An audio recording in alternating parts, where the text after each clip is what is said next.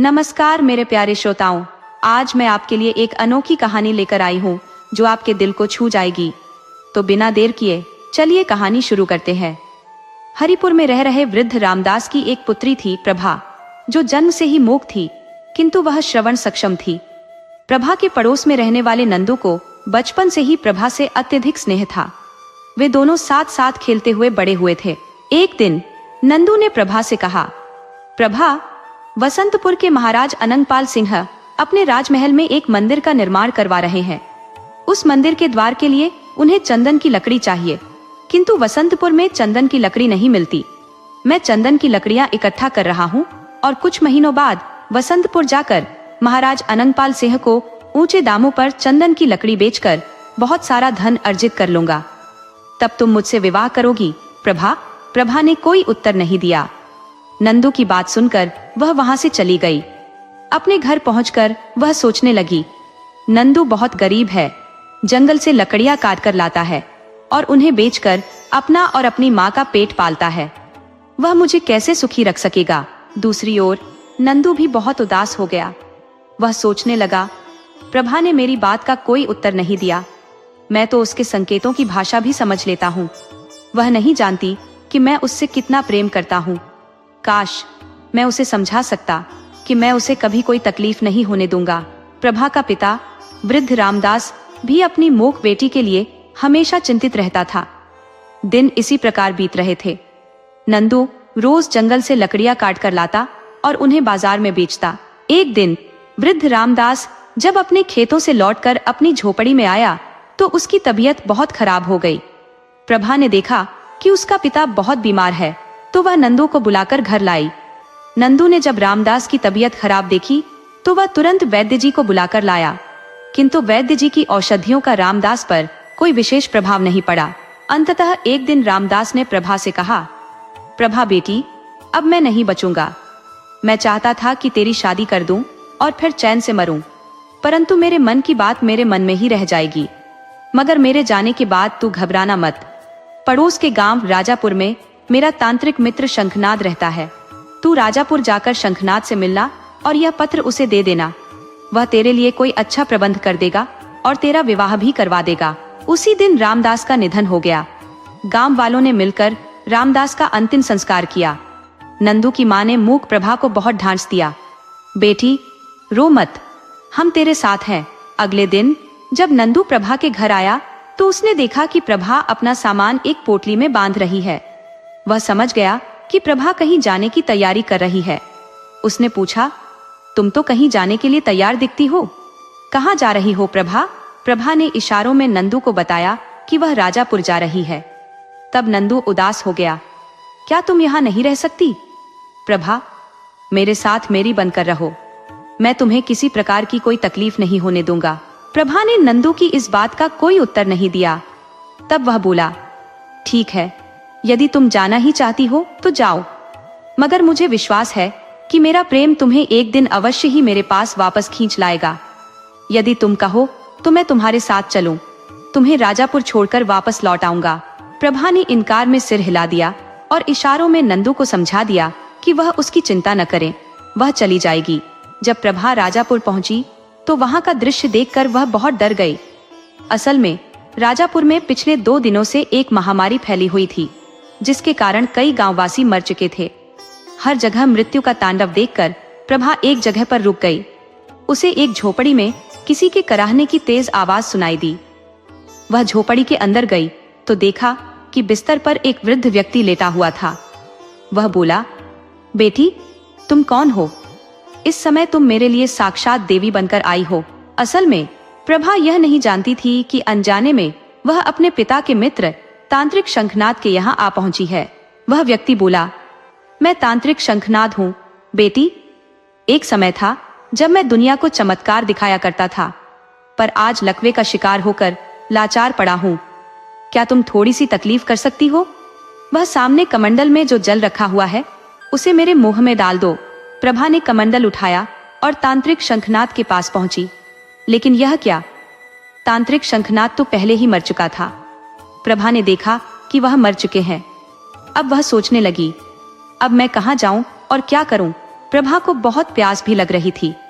अपनी बेचैनी और प्यास को कम करने के लिए वह कमंडल का जल पीने लगी और सारा जल पी गई।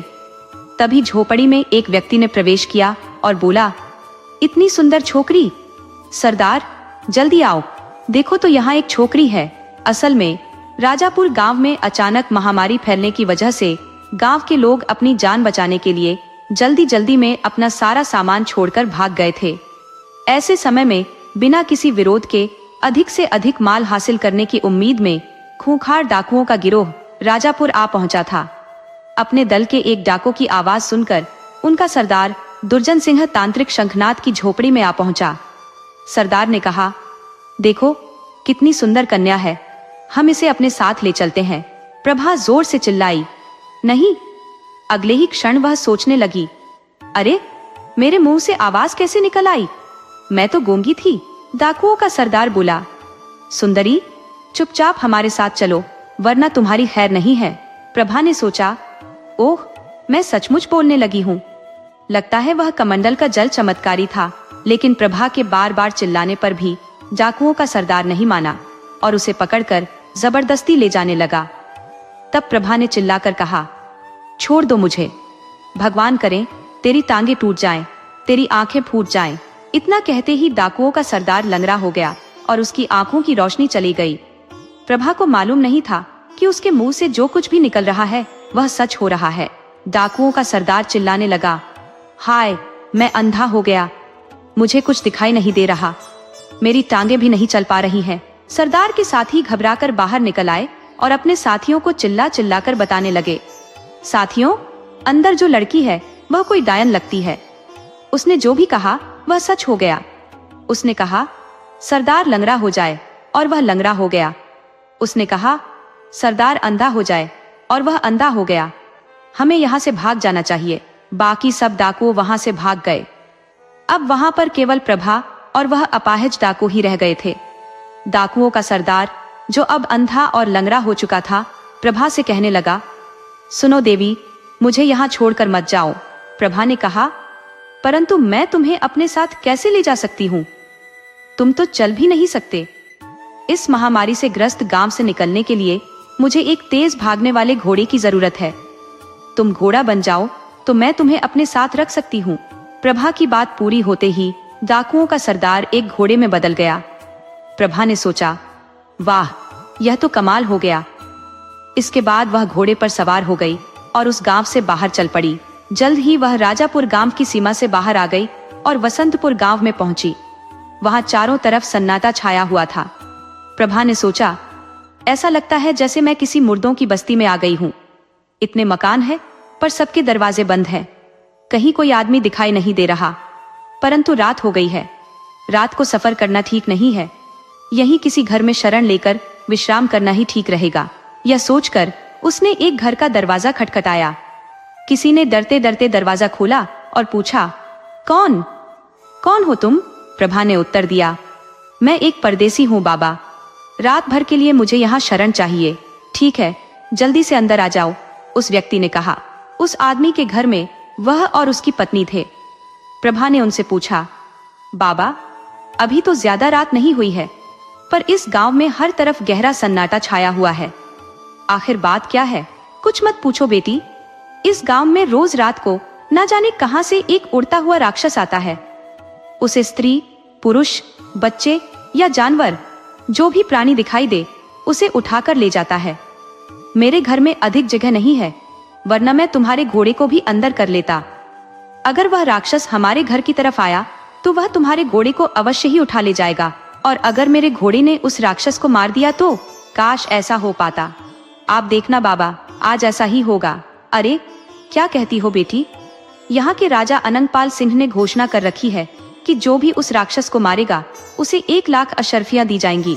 तब तो यह इनाम मुझे ही मिलेगा। तुम्हारी बातें तो हौसला देने वाली हैं, मगर सुनकर हंसी भी आ रही है। भला जिस राक्षस को बड़े बड़े योद्धा न मार सके उसे तुम्हारा घोड़ा कैसे मार देगा? तुम खाना खाकर सो जाओ बेटी, हम भगवान से प्रार्थना करेंगे कि राक्षस तुम्हारे घोड़े को न ले जाए। और फिर प्रभा बड़ी ही निश्चिंत होकर रात को सो गई। सुबह के समय उसे कुछ शोर सुनाई दिया। तब प्रभा की आंख खुली। घर के मालिक ने कहा, कमाल हो गया बेटी, तुम्हारे घोड़े ने सचमुच उस राक्षस को मार दिया है। बाहर चलकर देखो, राक्षस मरा पड़ा है। प्रभा उठकर बाहर आई तो देखा वहां बहुत भीड़ थी और वह विशालकाय राक्षस मरा पड़ा था। प्रभा का घोड़ा उसके सीने पर खड़ा था। राक्षस के मारे जाने की खबर राजा अनंगपाल सिंह के पास पहुंची। वे बोले, क्या कहते हो, एक लड़की के घोड़े ने उस राक्षस को मार दिया? हमें यकीन नहीं आता। राजा अनंगपाल सिंह ने तुरंत अपने सेनापति को बुलाया और कहा, सेनापति शत्रुजीत, हम चाहते हैं कि उस लड़की को पूरे आदर और सम्मान के साथ हमारे सामने पेश किया जाए। तब सेनापति वहां पहुंचा जहां प्रभा रुकी हुई थी। उसने प्रभा से कहा, हमारे महाराज ने आपका सम्मान करने के लिए आपको बुलाया है, कृपया आप मेरे साथ चलिए। प्रभा सेनापति के साथ चल दी, किंतु उसे मालूम न था कि सेनापति के मन में क्या चल रहा था। वह मन ही मन में सोच रहा था, लड़की अच्छी है, अगर मैं इससे शादी कर लूं तो 1 लाख अशर्फियां भी मुझे ही मिल जाएंगी। हिम्मत करके सेनापति ने अपने दिल की बात प्रभा से कह दी। सुनो, मैं इस देश का सेनापति हूँ, तुम मुझसे शादी करोगी? सेनापति की बात सुनकर प्रभा जोर से हंसने लगी और बोली, क्या बात करते हो चाचा, तुम तो बूढ़े हो रहे हो और मुझसे शादी करने के सपने देख रहे हो। प्रभा का इतना कहना था कि सेनापति अचानक बूढ़ा हो गया। वह सोचने लगा, हाय, यह मुझे क्या हो गया, मैं तो बिल्कुल बूढ़ा हो गया हूँ। इस लड़की ने जो कुछ कहा वह सच हो गया, जरूर ही यह कोई मायावी है। और वह प्रभा को लेकर अपने साथ राज दरबार में पहुंचा। राजा ने पूछा, अरे तुम कौन हो? तुम्हारी शक्ल तो हमारे सेनापति से मिलती है। मैं सेनापति ही हूँ महाराज, मगर मेरी यह दुर्दशा कैसे हो गई, इसके बारे में मैं आपको अकेले में बताना चाहूंगा। राजा अनंगपाल सिंह सेनापति को अपने गुप्त कक्ष में ले गए। वहां सेनापति ने अपनी हालत का कारण प्रभा को बताया, किंतु कुछ इस तरह से, महाराज, वह लड़की प्रभा मुझसे कहने लगी, अरे सेनापति हो तुम, मैं किसी सेनापति से ही शादी करना चाहती थी, किंतु तुम बूढ़े हो। उसका इतना कहना था कि मैं बूढ़ा हो गया। ये लड़की बहुत ही खतरनाक है महाराज, ये जो कहती है वह सच हो जाता है। सेनापति से प्रभा की इस विशेषता के बारे में जानकर राजा अनंगपाल सिंह चिंतित हो गए और विचार विमर्श करने के लिए अपने महामंत्री को बुलाया। महामंत्री विचार सेन ने कहा, मेरे विचार से हमें इस लड़की को सभी सुख सुविधाएं उपलब्ध करवानी चाहिए। क्या मतलब? मतलब यह महाराज कि हम इसे रहने के लिए एक अच्छा घर, खाने पीने के लिए बढ़िया पकवान और आराम के लिए नौकर नौकरानियां उपलब्ध करा देते हैं। और फिर महामंत्री विचार सेन ने अपनी पूरी योजना विस्तार पूर्वक राजा अनंगपाल सिंह और सेनापति को बता दी। यानी हम इस लड़की को हर तरह का आराम उपलब्ध करा देते हैं, बदले में हम अपने देश के दुश्मनों को दबाने में और उनका नाश करने में इस लड़की की मदद ले सकते हैं। फिर सब कुछ महामंत्री विचार सेन की योजना के अनुसार ही हुआ। प्रभा को रहने के लिए एक शानदार महल और सेवा के लिए नौकर नौकरानियां उपलब्ध करा दी गईं। साथ ही इनाम की 1 लाख अशर्फियां भी उसे दे दी गईं। कुछ दिनों बाद एक दिन राजा अनंगपाल ने महामंत्री विचार सेन के सुझाव पर अमल करते हुए प्रभा को अपने गुप्त कक्ष में बुलाया। प्रभा ने पूछा, आपने मुझे बुलाया महाराज? हाँ बिटिया, हम तुमसे एक बात पूछना चाहते हैं। क्या महाराज? हमारा पड़ोसी राज्य सुजानपुर बड़ा ही शक्तिशाली है। उसका राजा अर्जुन सिंह हमारे राज्य पर आक्रमण करने वाला है। यदि राजा अर्जुन सिंह ने आक्रमण कर दिया तो हम सब मारे जाएंगे और हमारा देश तबाह हो जाएगा। हमारे ज्योतिषी ने कहा है कि यदि तुम जैसी कोई कुंवारी कन्या भगवान से प्रार्थना करें कि राजा अर्जुन सिंह मर जाए और उसकी सेना में महामारी फैल जाए तो ही हमारा देश बच सकता है। किसी का बुरा चाहना तो कोई अच्छी बात नहीं है महाराज, पर किसी बुरे आदमी का बुरा चाहना मेरे विचार में बुरी बात नहीं है। मैं आज ही भगवान से प्रार्थना करूंगी कि राजा अर्जुन सिंह मर जाए और उसकी सेना में महामारी फैल जाए। राजा अनंगपाल के इरादों से बेखबर प्रभा ने भगवान से प्रार्थना की। ऐसा करते ही राजा अर्जुन सिंह की मृत्यु हो गई और उसकी सेना में महामारी फैल गई। इसके कुछ दिनों बाद राजा अनंगपाल सिंह ने फिर से प्रभा को अपने गुप्त कक्ष में बुलाया और कहा, बिटिया, हमारे पड़ोस के राज्य ज्वालापुर की जनता पानी के अभाव से प्यासी मर रही है। वहाँ की नदियाँ सूख चुकी हैं। हम चाहते हैं कि वहाँ पर बाढ़ आ जाए और सारे में पानी पानी हो जाए, किंतु महाराज, मैं इसके लिए क्या कर सकती हूँ? बेटी, तुम भगवान से यह प्रार्थना कर सकती हो कि ज्वालापुर में बाढ़ आ जाए और प्रभा ने जब ज्वालापुर में बाढ़ आने की बात जुबान से निकाली तो सारे ज्वालापुर में भयंकर बाढ़ आ गई और सब कुछ तहस नहस हो गया।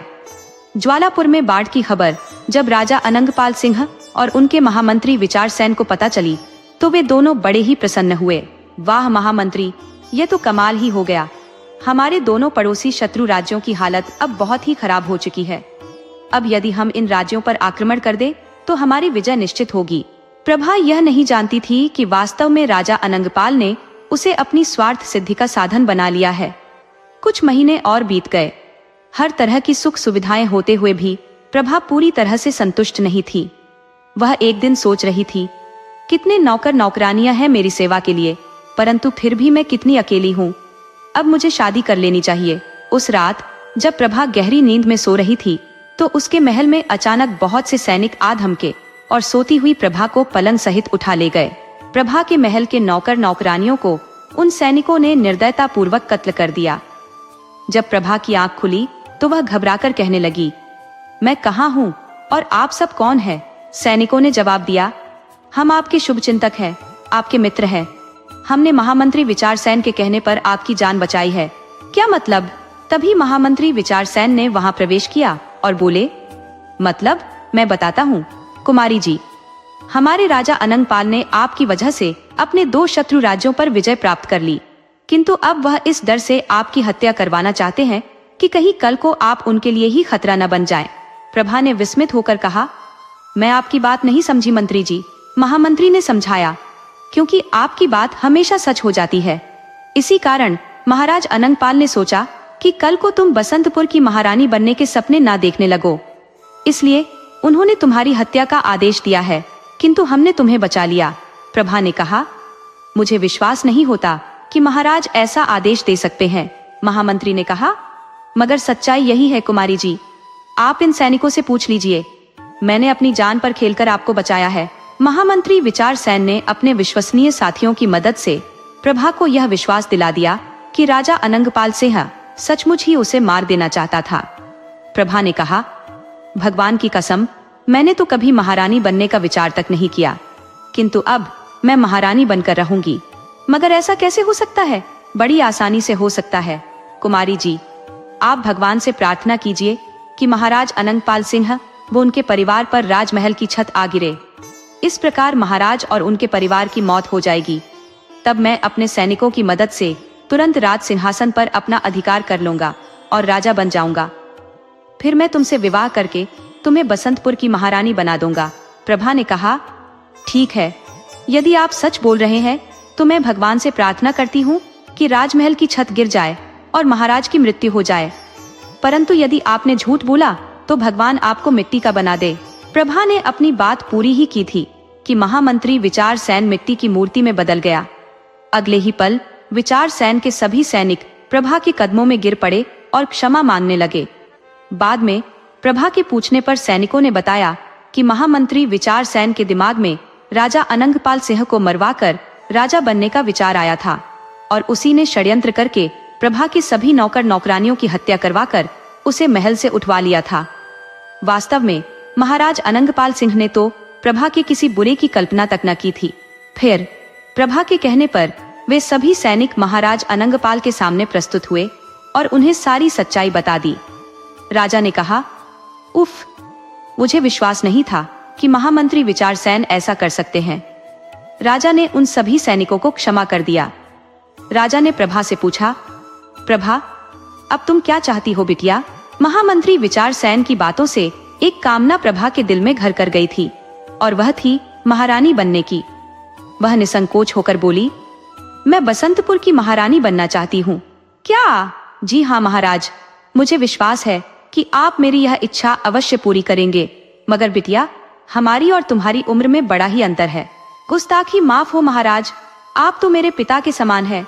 आपसे विवाह करने की तो मैं स्वयं भी कल्पना नहीं कर सकती, किंतु आप अपने पुत्र के साथ तो मेरा विवाह कर ही सकते हैं, हमारे बेटे से। राजा अनंगपाल सिंह को एकाएक हंसी आ गई और फिर उनके चेहरे पर विषाद की रेखाएं उभर आईं।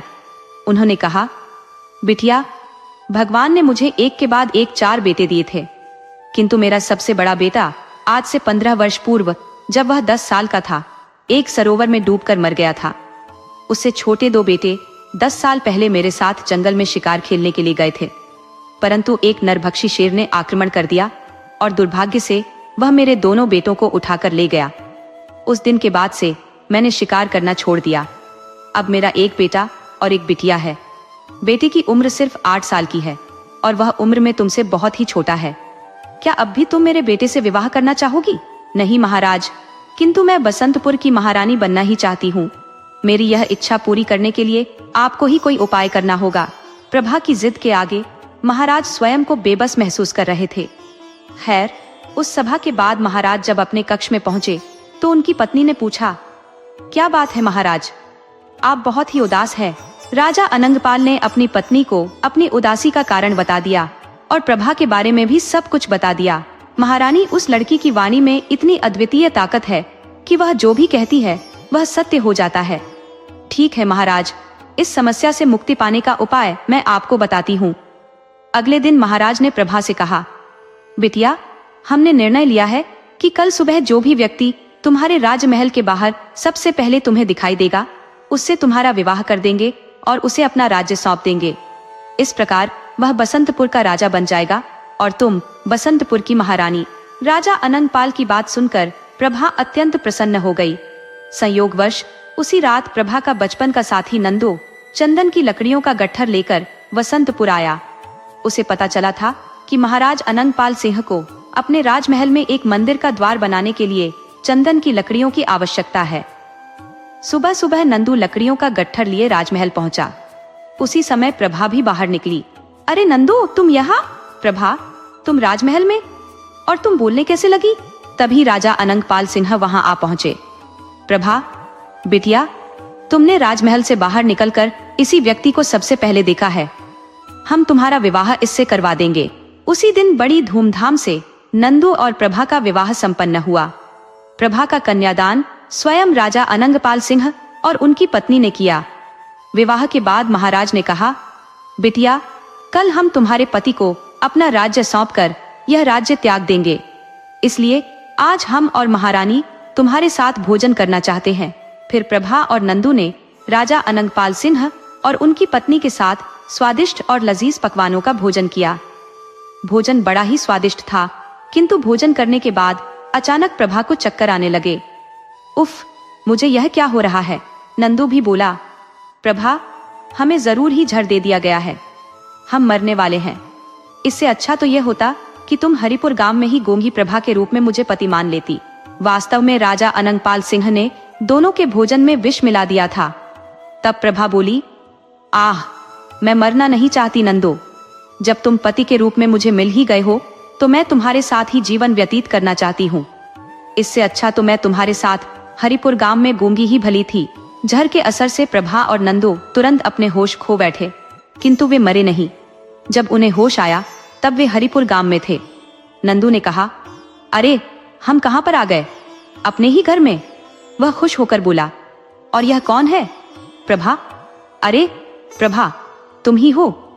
प्रभा ने हाँ में अपना सिर हिलाया, लेकिन चाहने पर भी वह कुछ बोल नहीं सकी। वह फिर से गूंगी हो गई थी। तांत्रिक शंखनाथ के यहाँ से उसने जो चमत्कारी जल पीकर वाणी प्राप्त की थी, वह उसकी अपनी ही बात के कारण नष्ट हो गई थी। जहर के असर के कारण बेहोश होने से पहले उसने यही इच्छा जाहिर की थी। तब नंदू ने कहा, मुझे लगता है मैंने कोई सपना देखा था, और सपने में मैंने यह भी देखा कि तुम बोलने लगी हो। मगर खैर, कोई बात नहीं। मुझे तो तुमसे प्यार है प्रभा। मैं तुम्हारे इशारों की सारी भाषा भी समझ लेता हूँ। तुम्हें मैं कोई तकलीफ नहीं होने दूंगा। फिर से गूंगी होकर भी प्रभा बहुत खुश थी, क्योंकि नंदू के रूप में उसे बहुत प्यार करने वाला पति मिल चुका था, और नंदू की माँ तो उसे अपनी बेटी की तरह चाहती थी।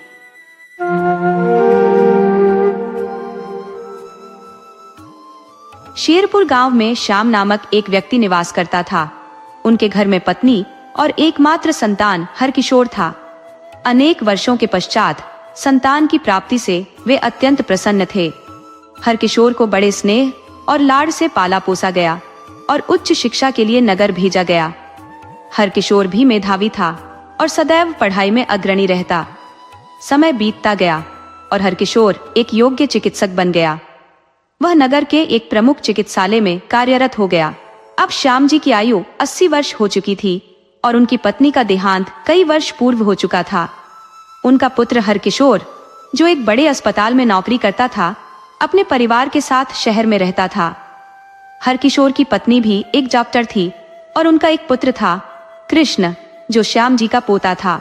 श्याम जी अक्सर गांव से शहर आते और कुछ दिनों के लिए अपने पुत्र के साथ रहते। जब उनकी पत्नी जीवित थी तब वे उनके साथ शहर आते थे और पत्नी के देहांत के बाद भी वे अपने बेटे से मिलने के लिए शहर पहुंचे थे। वह स्टेशन के बाहर अपने बेटे की प्रतीक्षा कर रहे थे। तभी बेटे को देखकर उनका मन प्रफुल्लित हो गया। बेटा उनका सामान लेकर चल पड़ा। बेटे ने उन्हें सहारा देने की कोशिश की, परंतु श्याम जी ने इसे अस्वीकार कर दिया और कहा, चलो मैं आ रहा हूँ। वे दोनों गाड़ी का इंतजार करने लगे। गाड़ी के पास आते ही ड्राइवर ने उनका बैग ले लिया और गाड़ी में रख दिया। हरकिशोर ने पिता से कहा, बाबूजी, अब गाड़ी में बैठिए, मैं अस्पताल से आधे घंटे में लौटूंगा। कुछ मरीजों को देखना जरूरी है। आपकी बहू भी इस देश से आएगी, उन्हें एक ऑपरेशन करना है, फिर भी उन्हें देर हो जाएगी। पिता से यह बात कहकर उन्होंने ड्राइवर से गाड़ी बढ़ाने का इशारा किया। गाड़ी चल पड़ी। श्याम जी के मन में ख्याल आया कि उन्होंने अपने पोते कृष्ण का हालचाल नहीं पूछा। श्याम जी ने सोचा, कृष्ण अब यहीं पर है या कहीं और चला गया? नहीं, वह पुणे में ही होगा। कहीं और गया होता तो बेटा जरूर बतलाता। छोटी बहू को तो कृष्ण के विवाह के अवसर पर ही देखा था, उसके बाद उसे कहाँ देख सके। हरकिशोर तो अब स्वयं भी गांव नहीं आता जो उन्हें लेकर आएगा। कृष्ण ऐसे पब्लिक स्कूल में पढ़ा कि हमेशा परिवार से दूर ही रहा। यही सब सोचते हुए श्याम जी अपने बेटे के घर पहुंचे। नहा धोकर श्याम जी कमरे से बाहर आए और सामने एक नजर डाली। उन्हें बगीचे में एक आया अत्यंत सुनहरे बालों वाले बच्चे के साथ टहलाती नजर आई। उनके मन में यह सवाल आया कि यह बच्चा किसका है। उन्होंने महादेव को आवाज दी। महादेव, जो बचपन से ही उनके बेटे के घर में काम करता था और अब अस्पताल में भी नौकरी करता है, फिर भी वह उनके घर पर रहता है। श्याम जी ने हमेशा उसे अपने बच्चे जैसा माना और महादेव भी उन्हें बाबा कहकर पुकारता था। श्याम जी ने पूछा, महादेव, वह बच्चा कौन है? महादेव ने खुश होते हुए कहा, वह तो अपना ही बच्चा है, कृष्ण जी का बेटा। श्याम जी चौंक पड़े। मेरे कृष्ण का बेटा? जी हाँ, आपका परपोता। श्याम जी को घोर आश्चर्य हुआ। इतनी बड़ी खुशी की बात और उन्हें पता ही नहीं। लेकिन उस समय वे अपने मन में उठी पीड़ा को दबाकर लगभग दौड़ते हुए बगीचे में पहुंचे। बच्चे को देखकर उनका दिल भर आया। उन्होंने उसे गोद में लेने के लिए दोनों हाथ आगे बढ़ा दिए। बच्चा उन्हें टुकुर टुकुर ताक रहा था। श्याम जी भी बच्चे को देखते हुए विभोर हो रहे थे। उनकी आंखें भर आई थी। बच्चा उन्हें देख मुस्कुराया, फिर अचानक रोने लगा। आया ने कहा, बाबा, बच्चा अभी सोएगा, इसीलिए रो रहा है। श्याम जी समझ गए। उन्होंने अपने भावों पर नियंत्रण किया और आया से बोले, हाँ, इसे सुला दो। आखिर कितनी देर सोएगा? जब जागेगा तो अपने परदादा की गोद में खेलेगा। आया बच्चे को लेकर कमरे में चली गई। श्याम जी जब अपने कमरे में वापस आए तो उनके मन में उठी पीड़ा फिर से उभर आई। इतनी बड़ी खुशी की बात बेटे ने उन्हें बताई ही नहीं। उन्होंने महादेव की तरफ देखा और पूछा, महादेव, ये कृष्ण मोहन यहाँ पर आया है, ये बात बेटे ने मुझे बताई नहीं। क्यों? महादेव ने कहा, बाबा, वे लोग मुंबई में 1 सप्ताह से हैं और यहाँ नहीं, होटल में ठहरे हैं। श्याम जी ने आश्चर्य से कहा, होटल में? हाँ बाबा, बड़े लोगों के लिए क्या घर क्या होटल। सुनते हैं कि पति पत्नी की कुल तनख्वाह 2 लाख रुपए प्रति माह है। और यह आया, ये भी होटल में बच्चे को लेकर रहती थी। एक दिन कृष्ण मोहन जी और उनकी पत्नी को डिनर पर बुलाया गया था। वे लोग सुबह ही कार से आए थे और आया तथा बच्चे को छोड़ गए थे। उनके आगे के कार्यक्रम का कोई पता नहीं था। श्याम जी को यह सूचना किसी ने दी थी जिसे वे पचा नहीं पा रहे थे। उनकी आंखें बंद हो गईं और उन्हें अपने पत्नी, पिता और माँ की याद आई। जीवन के बीते पल, राग और अनुराग का स्मरण हुआ। हरकिशोर का जन्म और अन्य घटनाओं का विचार आया। श्याम जी के मन में यह सब बातें समुद्री लहरों की तरह उठने लगी। वे अपने निर्णय से विचलित महसूस कर रहे थे और उन्हें अपने बेटे पर बहू पर और पोते कृष्ण मोहन पर क्रोध आया। फिर उन्होंने सोचा कि कृष्ण मोहन पर क्रोध करना उचित नहीं है। बेटे ने उन्हें यह खबर क्यों नहीं दी? बहू ने यह बात उनसे क्यों छिपाई? कृष्ण यह बात क्यों नहीं बता सका? तभी हरकिशोर कमरे में आए। बाबूजी। श्याम जी उठकर बैठ गए। कोई कष्ट हो रहा है आपको? पिता के चेहरे पर दर्द के भाव देखकर हरकिशोर ने पूछा। श्याम जी की आंखों से आंसू छलक आए। आप रो क्यों रहे हैं? कृष्ण का बेटा हुआ और मुझे खबर भी नहीं दी गई। श्याम जी ने कहा।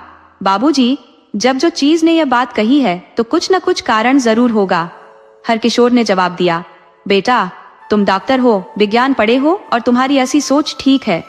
लोग ठीक ही कहते हैं, ये व्यापार योग हो गया है। बाबूजी, आप इस बात को ऐसे क्यों ले रहे हैं? यह हल्की बात नहीं है, हरकिशोर ने कहा और वहां से चला गया। श्याम जी ने बेटे को जाते हुए देखा और लेट गए। उन्होंने आंखें मूंद ली। उनके मन में दो विपरीत भाव चल रहे थे, आक्रोश और आनंद। पड़पोते को देखने का आनंद, लेकिन वह आनंद आक्रोश से घिरा था। थोड़ी देर बाद महादेव ने खाना परोस दिया और श्याम जी को बुलाया। बाबा, खाना खा लीजिए, महादेव ने कहा। श्याम जी ने आंखें खोली और महादेव की तरफ देखा। उन्होंने एक बार सोचा कि खाने से मना कर दे, लेकिन फिर उन्होंने पूछा, हरकिशोर ने खाना खा लिया? हाँ साहब, खाना खाकर सो गए। उनकी ओर टुकुर टुकुर देखते हुए महादेव ने कहा। महादेव जैसे उनके दिल की गहराइयों को समझ गया था। श्याम जी इससे अधिक कुछ नहीं बोले। उन्हें याद आया कि जब वे अपनी पत्नी के साथ आते थे तो उनका बेटा सारे काम छोड़कर उनके साथ ही खाना खाता था। पत्नी और बहू भी साथ बैठती थी। पिता पुत्र साथ में खाना खाते और बातें करते रहते थे। उस सुखद समय को याद कर श्याम जी ने सोचा कि यह उनकी पत्नी की ही व्यवहार कुशलता थी। उसकी मृत्यु के बाद न जाने कितनी बार वह आए, लेकिन अब वह बात कहाँ रही। यही सोचते हुए उन्होंने खाना खाया, हाथ धोए और बिस्तर पर लेट गए। शाम को उनकी नींद टूटी। वे मन ही मन हंसे भी। कारण यह था कि थोड़ी देर पहले ही वह नींद में अपने पड़पोते के साथ खेल रहे थे। उन्हें इस बात पर क्रोध आ रहा था कि वह कृष्ण के बेटे का नाम नहीं पूछ पाए। बच्चे को दूर करने के लिए उनके मन में ममता की तरंगें उठने लगी। उन्होंने महादेव को आवाज दी। हाँ बाबा। महादेव उनके पास आकर खड़ा हो गया। सुनो, मेरे पड़पोते को ले आओ। अब उस चुम्मा के साथ थोड़ी देर खेलूंगा। बाबा, वे लोग तो चले गए। कब? थोड़ी देर पहले ही। कृष्ण मोहन और छोटी मैडम आए थे, थोड़ी देर रहे और फिर चले गए। हरकिशोर साहब अस्पताल में है और मैडम सोई हुई हैं। श्याम जी थोड़ी देर गंभीर मुद्रा में बैठे रहे। उनके मन में ख्याल आया कि पहाड़ से अलग अलग नदियां निकलती हैं, सबकी अपनी अपनी धाराएं होती हैं। जैसा रास्ता वैसी ही नदी की रफ्तार। तो वह क्या कोई पहाड़ है? वह तो नदी की धारा है। मनुष्य पहाड़ हो सकता है भला? यह सब सोचते हुए उन्होंने महादेव की तरफ देखा। आज उन्हें महादेव से जुड़ाव और नजदीकी का अनुभव हुआ। उन्होंने सोचा कि केवल महादेव ही है जो उनकी बात समझ रहा है। उन्होंने पूछा, महादेव, तुम्हारे बच्चे कितने बड़े हैं? एक 13 साल का और दूसरी 1 साल की बच्ची है। श्याम जी के मन में अपनी की तरंगे उमड़ने लगी। उन्होंने पूछा, महादेव, तुम्हारा घर यहाँ से कितनी दूर है? महादेव ने जवाब दिया, 20 मिनट का रास्ता है। तो लोग मुझे वहां पहुंचा दो। मेरी इच्छा बच्चों के साथ खेलने की हो रही है। मैं भी तो उनका बाबा ही हूँ। ऐसा नहीं होगा कि कल चले। नहीं, कल मैं गांव लौट जाऊंगा। तो चलिए। महादेव की खुशी का ठिकाना नहीं था। वे सीधा महादेव के घर पहुंचे और बहुत देर तक बच्चों के साथ खेलते रहे। ऐसा लगता था मानो वह खुद भी बच्चे हो गए हों। देर शाम तक वह अपने बेटे के घर वापस आए। अगले दिन सुबह सवेरे जब बेटा और बहू अपने अपने कार्यक्षेत्र को चले गए, श्याम जी खामोशी से गांव लौट गए। जब बेटा घर वापस आया, महादेव ने उसे बताया कि बाबूजी गांव लौट चुके हैं। पिता के अचानक चले जाने से हरकिशोर को बड़ा धक्का लगा, परंतु वे समझ गए कि पिता नाराज है। अगले 2-3 दिनों में हरकिशोर ने अपने सभी आवश्यक कार्य निपटाकर अपनी पत्नी के साथ पिता के गांव का रुख किया। बेटे को अचानक आया देखकर श्याम जी के सारे गिले शिकवे मिट गए। पिता पुत्र का यह मिलन सारी शिकायतों को बहा ले गया। हफ्ते भर गांव में बिताकर हरकिशोर वापस लौट आया। श्याम जी का मन अब बहुत शांत था और वे खुशी का अनुभव कर रहे थे। उन्हें उम्मीद थी कि उनका बेटा आगे भी उनसे मिलने आता रहेगा। आज की कहानी अनंत गुड़गांव में रहने वाली यशोदा से शुरू होती है। यशोदा गांव की अन्य औरतों की तरह दिन भर घर का काम काज करती रहती थी। उसका एक बेटा था जो गांव में मेहनत मजदूरी करता था। बेटा अक्सर अपनी माँ से बड़े नगर जाकर काम करने की अनुमति मांगता, लेकिन यशोदा उसे अपने पास रखना चाहती थी। वह भी माँ की बात मानकर गांव में ही काम करता रहता। यशोदा की आदत थी कि वह रोज खाना बनाते समय एक अतिरिक्त रोटी बनाती और उसे खिड़की पर रख देती थी, ताकि जो भी जरूरतमंद हो वह उसे ले जा सके। एक फकीर बाबा रोज यशोदा के दरवाजे पर आता और खिड़की पर रखी रोटी उठाकर ले जाता। जब भी वह रोटी उठाता, कहता, तेरा बुरा तेरे पास रहेगा और तेरा अच्छा तेरे पास लौट कर आएगा। यशोदा उसकी बातों पर ध्यान नहीं देती थी। एक दिन यशोदा के बेटे ने फिर बड़े नगर जाकर धन कमाने की बात दोहराई। यशोदा ने उसे साफ मना कर दिया, परंतु इस बार बेटा ठान चुका था कि वह बड़े नगर जरूर जाएगा। उसने कहा, माँ मुझे जाने दे, तभी हम इस गरीबी से निकल पाएंगे। बेटे की जिद के आगे यशोदा को मानना पड़ा और वह उसे बड़े नगर भेजने के लिए तैयार हो गई। अगली सुबह उसका बेटा बड़े नगर की ओर रवाना हो गया। अब यशोदा अपने घर में अकेली थी। वह रोज की तरह अपने काम करती और एक रोटी बनाकर खिड़की पर रख देती। उसे अपने बेटे की बहुत याद आती थी। उधर फकीर बाबा रोज आता, रोटी उठाता और कहता, तेरा किया बुरा तेरे पास ही रह जाएगा और तेरा अच्छा लौटकर तेरे पास जरूर आएगा। अब यशोदा ने उसकी बात को ध्यान से सुना तो उसे यह बात कुछ अटपटी सी लगी। उसने सोचा कि यह फकीर रोज मुझसे रोटी लेकर जाता है, परंतु बदले में मेरे लिए कुछ अच्छा नहीं बोलता। उसने कभी मुझे धन्यवाद नहीं दिया और ना ही कोई आशीर्वाद। बस यही अजीब सी बात कहकर चला जाता है जिसकी कोई समझ नहीं आती। अगले कुछ दिनों तक यही सिलसिला चलता रहा। अब यशोदा को उस फकीर की बात से चिढ़ होने लगी थी। एक दिन वह फकीर से इतनी परेशान हो गई कि उसने सोचा इससे छुटकारा पाना ही होगा। उसके मन में गुस्सा भर गया था। गुस्से में उसने जहर मिलाई रोटी तैयार की और खिड़की पर रख दी। लेकिन जैसे ही उसने रोटी खिड़की पर रखी, उसके अंदर से एक आवाज आई, मैं यह क्या कर रही हूँ? मैं किसी की जान लेने जा रही हूँ। तुरंत ही उसने वह जहर वाली रोटी उठा ली और उसकी जगह साफ सुथरी रोटी रख दी। कुछ देर बाद फकीर बाबा रोज की तरह आए, रोटी उठाई और वही बात दोहराई, तेरा किया बुरा तेरे पास ही रह जाएगा और तेरा अच्छा लौटकर तेरे पास जरूर आएगा। यशोदा ने यह बात सुनी लेकिन अनसुना कर दिया और अंदर चली गई। अंदर आकर वह अपने बेटे को याद करने लगी। उसे घर से गए हुए कुछ ही दिन हुए थे। न कोई उसकी खबर आई और न ही पता चला कि वह कहाँ है, किस हाल में है। तभी अचानक उसे दरवाजे पर खटखटाने की आवाज सुनाई दी। कोई तेजी से दरवाजा खटखटा रहा था। उसने दरवाजा खोला तो देखा सामने उसका बेटा खड़ा था। वह बहुत खुश हो गई। उसने अपने बेटे को अंदर बुलाया और बिठा लिया, लेकिन उसकी हालत देखकर वह घबरा गई। बेटे के कपड़े मैले कुचैले थे, वह थका हारा लग रहा था और उसका चेहरा ऐसा हो गया था मानो कई दिन से उसने खाना नहीं खाया हो। बेटे ने कहा, माँ, घर से निकलकर मैं बड़े नगर की तरफ गया था, लेकिन रास्ते में जंगल से गुजर रहा था तो कुछ लुटेरों ने मुझे पकड़ लिया और बंदी बना लिया। वे मुझे खाने को भी नहीं देते थे। बड़ी मुश्किल से उन्हें चकमा देकर मैं भाग निकला। भूखा प्यासा भागता भागता अपने गांव की तरफ आ रहा था। ऐसा लग रहा था मानो अब मेरे प्राण निकल जाएंगे। इतने में रास्ते में मुझे एक बूढ़ा फकीर मिला। मैंने उससे खाने को मांगा। उसके हाथ में एक रोटी थी जो उसने मुझे दे दी। शायद उसी वजह से चलकर मैं अपने घर तक पहुंच पाया। उसने कहा, माँ, उस बूढ़े फकीर ने मुझसे क्या कहा जानती हो? उसने कहा, तेरा किया बुरा तेरे पास ही रह जाएगा और तेरा अच्छा लौट कर तेरे पास जरूर आएगा। ये सुनते ही यशोदा ने अपने दिल पर हाथ रख लिया और ईश्वर का बहुत शुक्रिया किया कि आज उसने वह जहर वाली रोटी खिड़की पर नहीं रखी थी। आज उसे फकीर की बात का मतलब भी समझ में आ गया कि किया हुआ अच्छा कर्म लौट कर जरूर आता है। इसलिए कभी भी अच्छे काम करना बंद मत कीजिए, क्योंकि यह तय है कि आपके किए हुए अच्छे कर्म किसी न किसी रूप में आपके पास लौटकर जरूर आते हैं।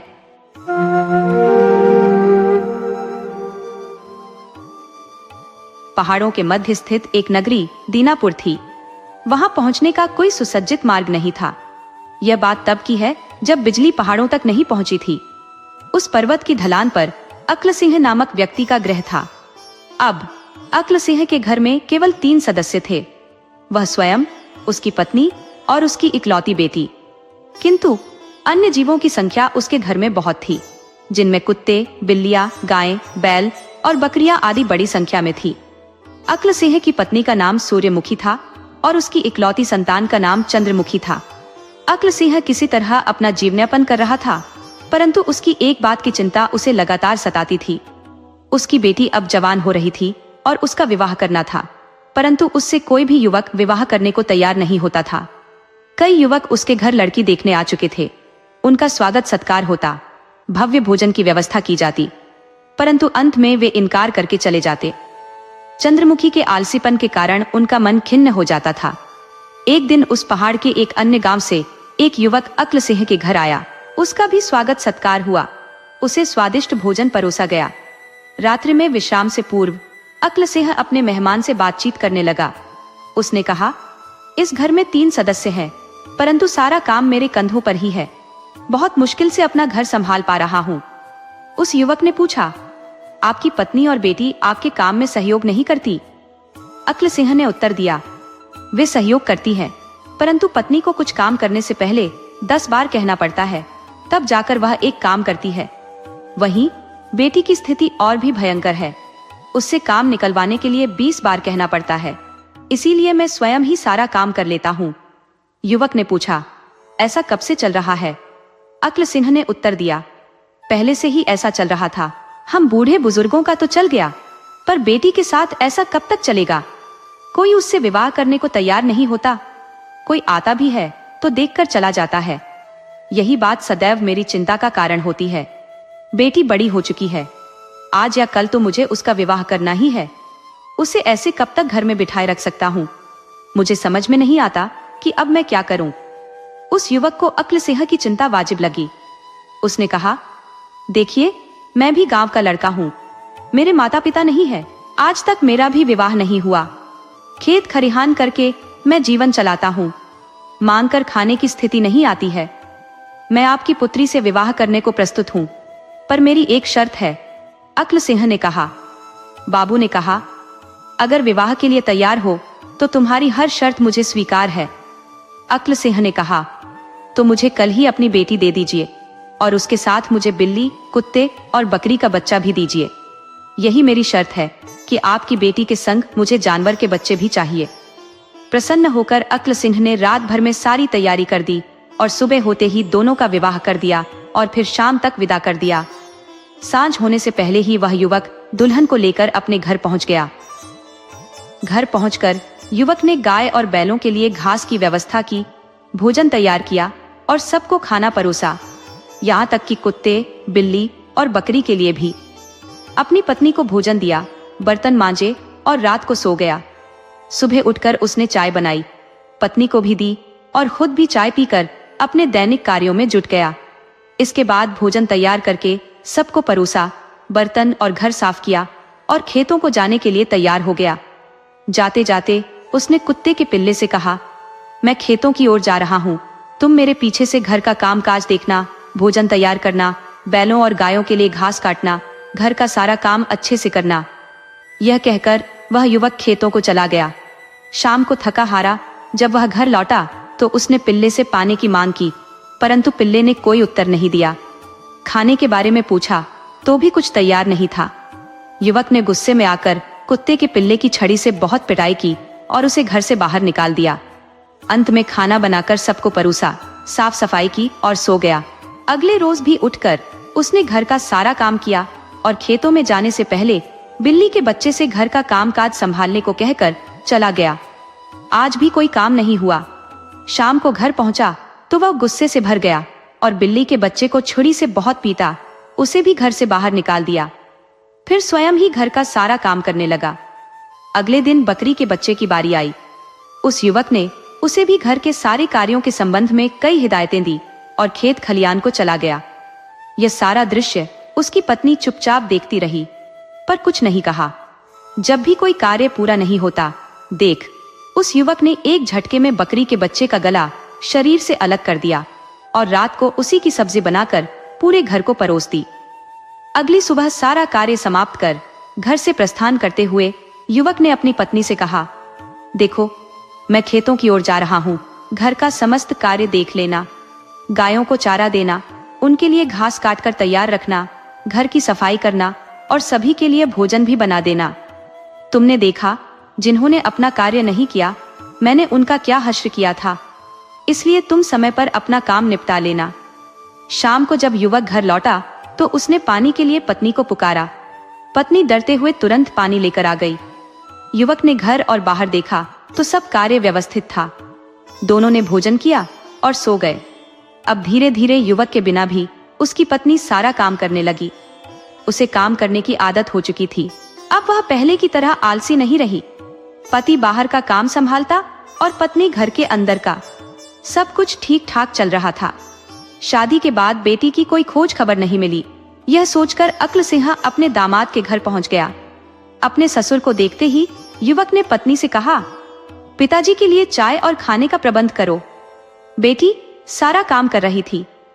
अक्ल सिंह अपनी बेटी में आए इस परिवर्तन को देखकर आश्चर्यचकित रह गया।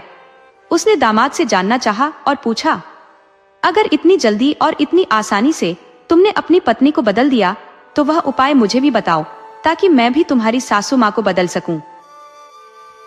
युवक ने कहा, ससुर जी, कल सवेरे आपको यह नुस्खा बताया जाएगा जिसके बलबूते पर मैंने अपनी पत्नी में परिवर्तन लाया है।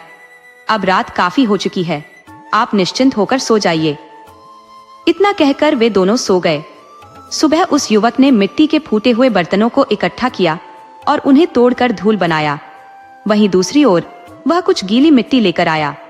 इसके बाद उसने अपने ससुर को बुलाया और कहा, आप उस फूटे हुए मटके की मिट्टी से घड़ा या कुछ भी बनाइए, मैं इस गीली मिट्टी से कुछ बनाता हूँ। युवक ने उस गीली मिट्टी से कई आकार के बर्तन बना डाले, जबकि ससुर जी उस पक्की मिट्टी के चूरे से कोशिश करके भी कुछ नहीं बना पाए। अंत में उन्होंने अपनी असफलता स्वीकार की। तब युवक ने कहा, एक बार जो मिट्टी पक चुकी है उसे बदलना या उससे कोई दूसरी वस्तु निर्माण करना आसान नहीं है, जबकि किसी भी गीली और कच्ची अवस्था में हम उसे बदलकर आसानी से कोई भी आकार दे सकते हैं। ऐसा कहकर उसने अपने ससुर जी से कहा, अब सासू माँ के जीवन में किसी तरह के परिवर्तन की उम्मीद करना बेकार है, क्योंकि अब उनमें इतनी नरमी होती ही नहीं कि उनमें कोई परिवर्तन लाया जा सके। ससुर जी समझ गए कि अब उन्हें अपनी आलसी पत्नी के साथ ही पूरा जीवन बिताना पड़ेगा, लेकिन वह खुश थे कि उनकी बेटी इस आलसीपन से बाहर आ गई थी। इसका सारा श्रेय वह अपने दामाद की बुद्धिमानी को देते थे। अगले दिन ससुर जी वापस अपने गांव लौट गए। अब उनका मन संतुष्ट और शांत था कि उनका दामाद बहुत ही बुद्धिमान व्यक्ति है। अक्ल सिंह खुश था कि उसकी बेटी और उसका पति अब एक खुशहाल जीवन बिता सके। सीलमपुर के छोटे से गांव में साहूकार सुखी चंद अपने परिवार के साथ रहता था। सुखी चंद के परिवार में उसकी पत्नी, एक बेटी और एक बेटा था। सुखी चंद केवल नाम का ही नहीं बल्कि असल में भी सुखी था। उसके पास शानदार हवेली, नौकर चाकर और शान शौकत सब कुछ था, लेकिन यह सब उसने गरीबों का खून चूस कर ही बनाया था। साहूकार सुखी चंद गांव वालों को बहुत ज्यादा सूद पर कर्जा देता था। यही उसका धंधा था। अक्सर लोग तंगी के दिनों में या किसी त्योहार, विवाह, शादी के मौके पर सुखी चंद से कर्जा ले लेते थे। जब फसल अच्छी होती तो थोड़ा थोड़ा करके कर्जा उतारने लगते, लेकिन जिस साल सूखा पड़ता तो कर्ज तो छोड़ो, गांव वाले सूद तक नहीं दे पाते थे। सुखी चंद ऐसे ही मौकों की फिराक में रहता था। वह उनकी मजबूरी का फायदा उठाकर उनकी जमीनों पर कब्जा कर लेता और उन्हें बेचकर खूब पैसा कमाता। इस धंधे में उसका बेटा भी उसका पूरा साथ देता था। दोनों बाप बेटे हर समय किसी न किसी गरीब की जमीन हड़पने की योजना बनाते रहते। एक दिन एक दूसरे नगर से कोई बड़ा व्यापारी साहूकार से मिलने आया। उसने सुखी चंद को गांव में जमीन खरीदने की अपनी इच्छा बताई। सुखी चंद की तो मानो खुशी का ठिकाना ना रहा। घर बैठे बैठे जमीनों का ग्राहक जो मिल गया था। सुखी चंद ने वह सारी जमीन उस व्यापारी को दिखाई जो उसने लोगों से कर्ज के बदले में हथियाई थी, लेकिन उस व्यापारी को कोई भी जमीन पसंद नहीं आ रही थी। गांव में घूमते घूमते आखिरकार उस व्यापारी को एक जमीन का टुकड़ा पसंद आ ही गया। व्यापारी ने सुखी चंद से उस जमीन के बारे में पूछा तो साहूकार सोच में डूब गया। असल में वह जमीन एक बिन माँ बाप की लड़की पुष्पा की थी, जो उसी गांव में रहती थी। पुष्पा के माँ बाप ने साहूकार सुखी चंद से 20,000 रुपए का कर्ज लिया था, मगर उसे चुकाने से पहले ही नदी में बह जाने से दोनों की मृत्यु हो गई थी। बेसहारा पुष्पा का हाल देखकर गांव की पंचायत ने साहूकार से उस जमीन पर कब्जा न करने को कहा। सुखी चंद भला पंचायत की बात को कैसे टाल सकता था, मगर उसके दिल में हमेशा पुष्पा की जमीन को हथियाने की इच्छा थी। आज उस व्यापारी ने जब उस जमीन के बारे में पूछा तो सुखी चंद का लालच उजागर हो गया और उसने जमीन पर कब्जा करने का मन बना लिया। अगले ही दिन वह सारे कर्ज के दस्तावेज और अपनी खाता बही लेकर पुष्पा के घर आ धमका। सुखी चंद ने अपना कब्जा वापस करने की बात कही और ऐसा न करने पर जमीन पर कब्जा करने की धमकी भी दे दी। पुष्पा ने हाथ जोड़कर दया की भीख मांगी, लेकिन सुखी चंद के दिल पर रत्ती भर भी असर नहीं हुआ। गुस्से में पैर पटकता हुआ साहूकार वहां से चला गया। कब्जे की बात सुनकर पुष्पा फिर से पंचायत के मुखिया के पास गई और अपनी जमीन बचाने की गुहार लगाने लगी। मुखिया भी आखिरकार कब तक उसे बचा सकता था। फिर भी पंचों ने यह फैसला किया कि पुष्पा एक साथ पूरा कर्ज नहीं उतार सकती, तो 5,000 करके वह 4-5 महीनों में यह कर्ज चुका दे। उसे पहली किस्त 5,000 जल्द से जल्द देनी होगी, नहीं तो सुखी चंद को जमीन बेचने का अधिकार मिल जाएगा। सारे गांव में यह बात फैल गई कि साहूकार सुखी चंद बेसहारा पुष्पा की जमीन हथियाने वाला है। यह बात उड़ते उड़ते सुखी चंद की बेटी के कानों में भी पड़ी। अपने लालची पिता की करतूत सुनकर बेटी को बहुत दुख हुआ। उसने अपने पिता से इस बारे में बात करने की कोशिश की, लेकिन सुखी चंद को तो बस बड़ा मुनाफा ही दिखाई दे रहा था। सुखी चंद की बेटी ने अपने पिता को बहुत समझाने की कोशिश की, लेकिन वह अपनी बात से टस से मस न हुआ। उसने पुष्पा की जमीन पर कब्जा करने का फैसला कर लिया था। साहूकार की बेटी ने भी जिद पकड़ ली कि वह अपने पिता को जमीन पर कब्जा नहीं करने देगी, लेकिन लालची साहूकार के आगे उसकी एक न चली। अगले दिन सुबह सुबह पुष्पा और 2 पंचायत के लोग साहूकार के घर पहुंचे। पुष्पा ने कर्ज की पहली किस्त 5,000 सुखी चंद के मुंह पर मार दिए और साथ ही कहा कि वह जल्द ही बाकी रकम भी चुका देगी। किस्त की पहली रकम लेकर पुष्पा वहां से चली गई। अब क्योंकि किस्त मिल चुकी थी, तो साहूकार पुष्पा की जमीन पर कब्जा नहीं कर सकता था। इधर सुखी चंद का दिमाग घूम गया। वह सोच में पड़ गया कि आखिर इस गरीब बेसहारा पुष्पा के पास इतना पैसा कहां से आ गया, जो कल तक दाने दाने के लिए तरस रही थी और मेरे सामने भीगी बिल्ली बनकर रहती थी, वह आज शेरनी की तरह गरजने कैसे लगी, कुछ समझ में नहीं आ रहा था। साहूकार ने गांव वालों से पूछताछ की, लेकिन कोई भी उन रुपयों के बारे में नहीं जानता था। कुछ ही दिनों में पुष्पा फिर से सुखी चंद के घर आई और पूरी रकम सूद समेत वापस लौटाकर अपनी जमीन और कर्जे के कागजात लेकर वापस चली गई। साहूकार के हाथों से मानो सोना उगलने वाली जमीन निकलती जा रही थी। वह परेशान था कि पुष्पा के पास इतना धन कहां से आ रहा है, पर वह कुछ भी नहीं कर सकता था। इसी तरह से कुछ समय और बीत गया। एक दिन साहूकार सुखी चंद के चेले चपातों ने खबर दी कि पुष्पा ने अपनी जमीन बेच दी है। साहूकार के हाथों में अब कुछ नहीं था, फिर भी उसे बहुत उत्सुकता थी कि आखिर यह पूरा माजरा क्या है। इस जमीन का खरीदार कौन है, जरा चलकर देखा जाए। जब वह पुष्पा के उस जमीन के टुकड़े पर पहुंचा तो वहां जो देखा उसे देखकर उसके होश उड़ गए। उस जमीन पर एक बोर्ड लगा था। उस बोर्ड पर जमीन के मालिक का नाम देखकर सुखी चंद साहूकार की मानो सांसें थम गई हों। जमीन के मालिक के नाम के आगे उसकी बेटी और पुष्पा का नाम लिखा था। सुखी चंद बदहवास सा दौड़ता हुआ घर पहुंचा और चिल्लाकर अपनी बेटी से पूछा, ये क्या तमाशा लगा रखा है? तब उसकी बेटी ने बताया, पिताजी, मैंने पुष्पा की मदद की थी और उसके लिए मैंने अपने गहने बेच दिए ताकि उसकी जमीन को बचा सकूं। उसने आगे कहा, लेकिन आप पुष्पा का दिल देखिए, उसने जमीन आपसे छुड़वाते ही मेरे गहनों के बदले में आधी जमीन मुझे दे दी। ये सब मैंने आपके लिए किया है पिताजी। आखिर कब तक आप गरीब बेसहारा लोगों की बद्दुआएं लेते रहेंगे? मैं आपको इस नरक से निकालना चाहती हूँ। गरीबों की बद्दुआएं कभी भी हम पर कहर बनकर टूट सकती हैं। अपनी बेटी का एक एक शब्द सुनकर सुखी चंद की छाती चीरती हुई जा रही थी। वह अपनी ही औलाद की नजरों में गिर चुका था। बेटी की बातें सुनते सुनते सुखी चंद की आंखों में आंसू आ गए। वह वहीं पर अपने घुटनों पर आ गया और अपने हाथों से अपना चेहरा छुपा लिया और बेतहाशा रोने लगा। पिता की आंखों से पश्चाताप के आंसू निकलते देखकर बेटी को समझ में आ गया कि उसके पिता फिर से किसी गरीब की जमीन हड़पने की कोशिश नहीं करेंगे। शर्मिंदा सुखी चंद ने अपनी बेटी से भविष्य में कभी किसी की जमीन न हड़पने का वचन दिया। इस तरह से एक बेटी ने अपने पिता को सूदखोरी के नर्क से बाहर निकाल लिया।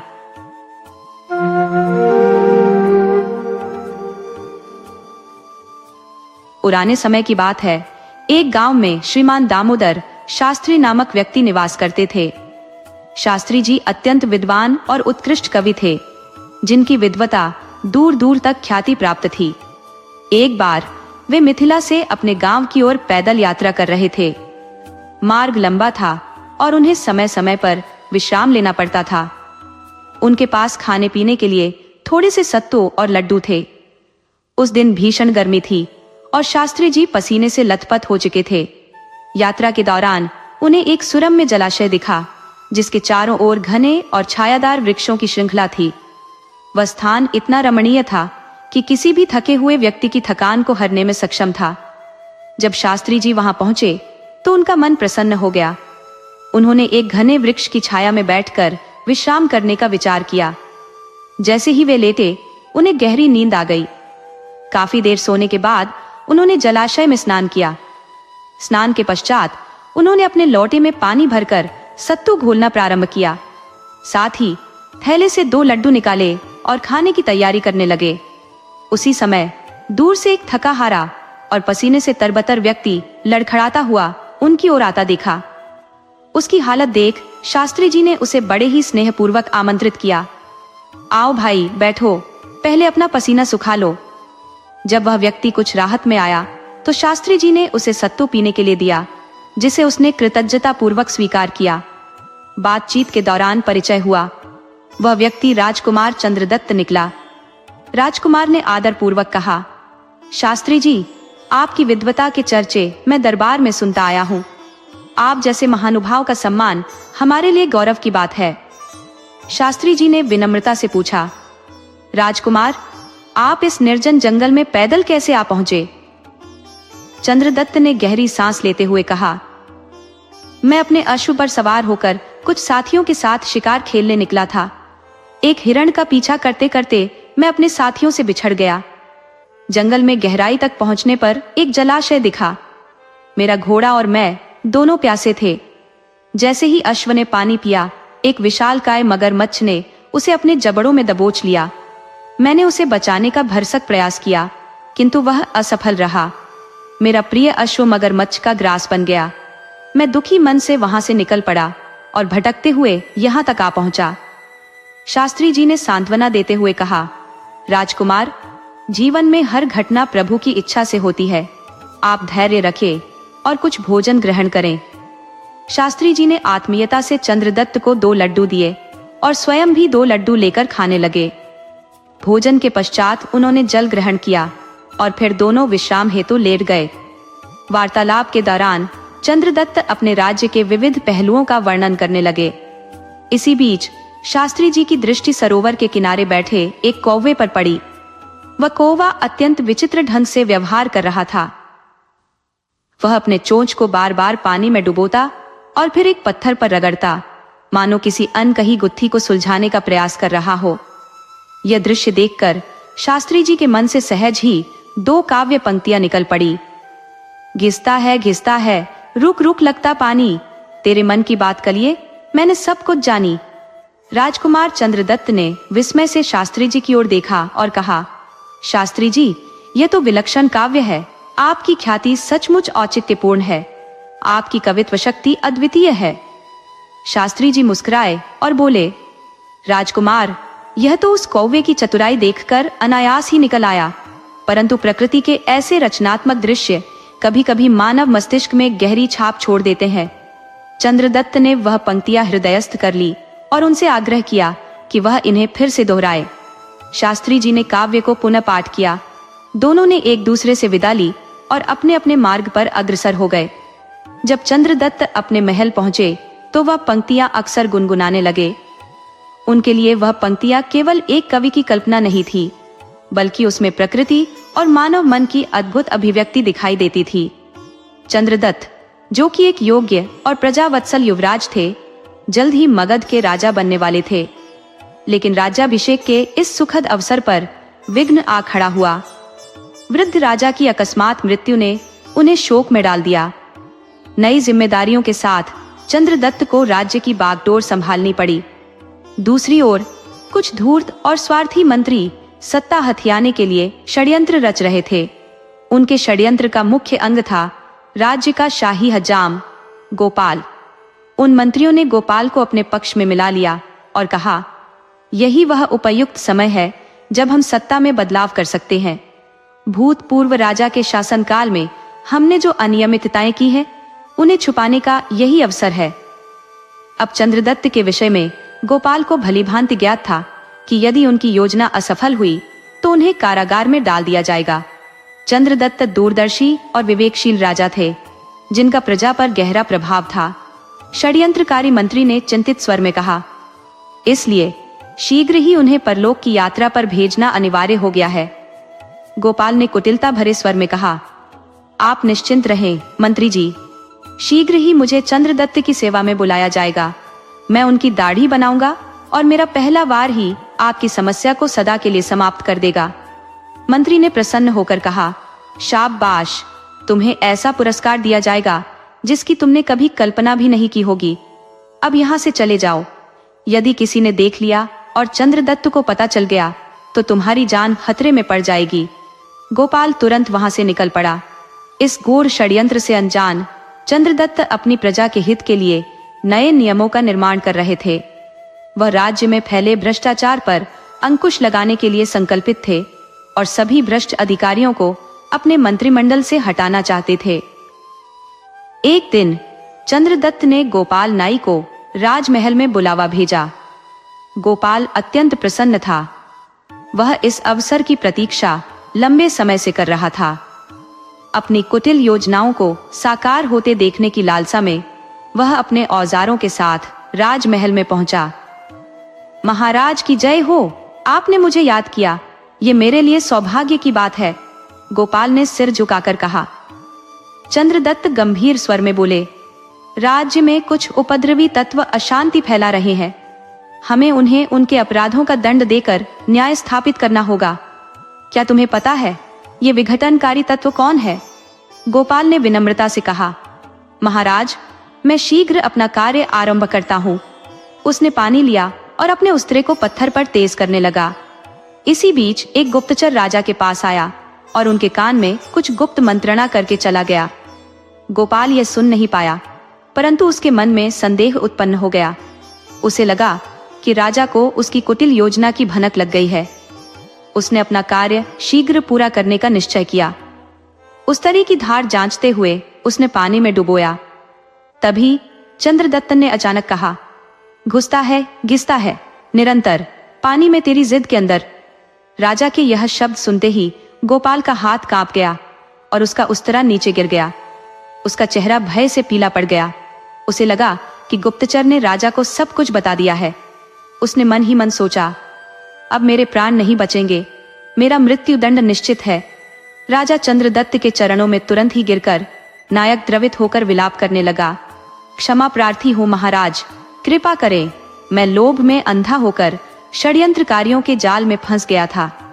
मुझे यह आभास नहीं था कि आप इतनी शीघ्रता से सत्य को उजागर कर देंगे। चंद्रदत्त उस पल अवाक रह गए, क्योंकि उन्होंने तो मात्र शास्त्री जी की रची हुई कविताएं पंक्तियों को दोहराया था। अपने आप को संयत करते हुए उन्होंने कहा, उठो और स्पष्टता से बताओ, क्या षड्यंत्र है? नायक ने दीनता से निवेदन किया। महाराज, मैं तो आज आपके प्राण लेने के उद्देश्य से आया था, किंतु आपकी कविता ने यह दर्शा दिया कि आपसे कुछ भी छिपा नहीं। मुझे क्षमा करें, मैं मार्ग से भटक गया था। राजा ने गंभीर स्वर में कहा, यदि तुम वास्तव में प्रायश्चित करना चाहते हो तो अपने षड्यंत्रकारी साथियों का नाम शीघ्र बताओ। डर से कांपते हुए नायक ने तोते की भांति समस्त विवरण प्रकट कर दिया।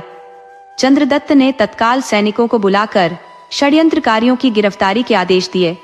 सभी शत्रुओं को दरबार में उपस्थित प्रजा के समक्ष प्रस्तुत किया गया, जहां नायक को साक्षी बनाकर पूरी साजिश उजागर कर दी गई। राजा ने दोषियों को कारागार में डालने और नायक को राज्य से निष्कासित करने के आदेश दिए। जब यह सब कार्य संपन्न हुआ तो चंद्रदत्त चिंतन में डूब गए। उन्होंने अनुभव किया कि शास्त्री जी की एक कविता ने न केवल उनके प्राणों की रक्षा की, बल्कि उनके शत्रुओं का भी सदैव के लिए निवारण कर दिया। वह कविता उनके लिए जीवनदायिनी सिद्ध हुई। उनका हृदय कृतज्ञता से भर उठा और अगले ही दिन उन्होंने अपने विश्वस्त साथियों के साथ शास्त्री जी के निवास पर जाने का निर्णय लिया। जब राजकीय सवारी शास्त्री जी के घर के समक्ष पहुंची तो पूरा ग्राम विस्मय से भर गया। शास्त्री जी ने मगध नरेश और उनके अनुचरों का हार्दिक स्वागत किया। एकांत वार्ता के दौरान चंद्रदत्त ने कहा, शास्त्री जी, मैं जानता था कि आप विद्वान हैं, किंतु अब मुझे ज्ञात हुआ कि आप में कोई दिव्य शक्ति भी है। आपकी एक कविता ने मेरे प्राणों की रक्षा ही नहीं की, बल्कि मुझे संभावित संकट के प्रति सचेत भी किया। शास्त्री जी मुस्कुराते हुए बोले, महाराज, यह तो काली माँ की असीम अनुकंपा का फल है। यह आपकी महानता है कि आप इसका श्रेय मुझे दे रहे हैं। चंद्रदत्त के मन में शास्त्री जी के प्रति सम्मान और अधिक बढ़ गया और उन्होंने अपने जीवन में उनके उपदेशों को सदा स्मरण रखने का संकल्प लिया। शास्त्री जी, मैं अत्यंत प्रसन्नता अनुभव करता हूँ कि आपकी जैसी असाधारण विद्वत्ता ने न केवल मेरे प्राणों की रक्षा की, बल्कि मेरे शत्रुओं के नाश में भी मेरी सहायता की। निस्संदेह यह सब दिव्य शक्ति और ईश्वर की अनुपम कृपा का ही परिणाम है। मैं आपसे एक विनम्र निवेदन करना चाहता हूँ। यदि आप सहर्ष अनुमति प्रदान करें तो मैं अपनी इच्छा व्यक्त करूं। महाराज चंद्रदत्त बोले, शास्त्री जी, मैं चाहता हूं कि आप मेरी सहायता करें और मेरे राज्य के प्रधानमंत्री का दायित्व ग्रहण करें। मैं आपके नेतृत्व में राज्य को प्रगति और समृद्धि की ओर अग्रसर होते देखना चाहता हूं। ये मेरा स्वप्न है। शास्त्री जी ने गहन विनम्रता से कहा, महाराज, यह आपके द्वारा मुझे प्रदत्त परम सम्मान है, जिसके लिए मैं हृदय से कृतज्ञ हूं। किंतु क्षमा करें, मैं इस दायित्व का निर्वहन करने में असमर्थ हूं। मेरी आत्मा और कर्तव्य मेरी जन्मभूमि मिथिला से बंधे हुए हैं। मैं मिथिला का ऋणी हूं और इस ऋण का परिशोधन केवल उसकी सेवा में जीवन समर्पित कर ही कर सकता हूं। कृपया मुझे इस सेवा से विमुक्त रखें। राजा चंद्रदत्त ने गहरी प्रशंसा व्यक्त करते हुए कहा, धन्य है वह भूमि मिथिला, जिसने आप जैसे महान विद्वान और देशभक्त को जन्म दिया। मैं आशा करता हूँ कि आवश्यकता पड़ने पर आप सदैव मेरे राज्य और मार्गदर्शन हेतु तत्पर रहेंगे। शास्त्री जी मुस्कुराते हुए बोले, निश्चित ही राजन, यह तो मेरा सौभाग्य होगा कि मैं आपके लिए कभी भी सहयोग प्रदान कर सकूं। इसके पश्चात राजा चंद्रदत्त ने शास्त्री जी को अनेकों बहुमूल्य उपहार अर्पित किए और कृतज्ञता प्रकट करते हुए अपने राज्य मगध की ओर प्रस्थान कर गए।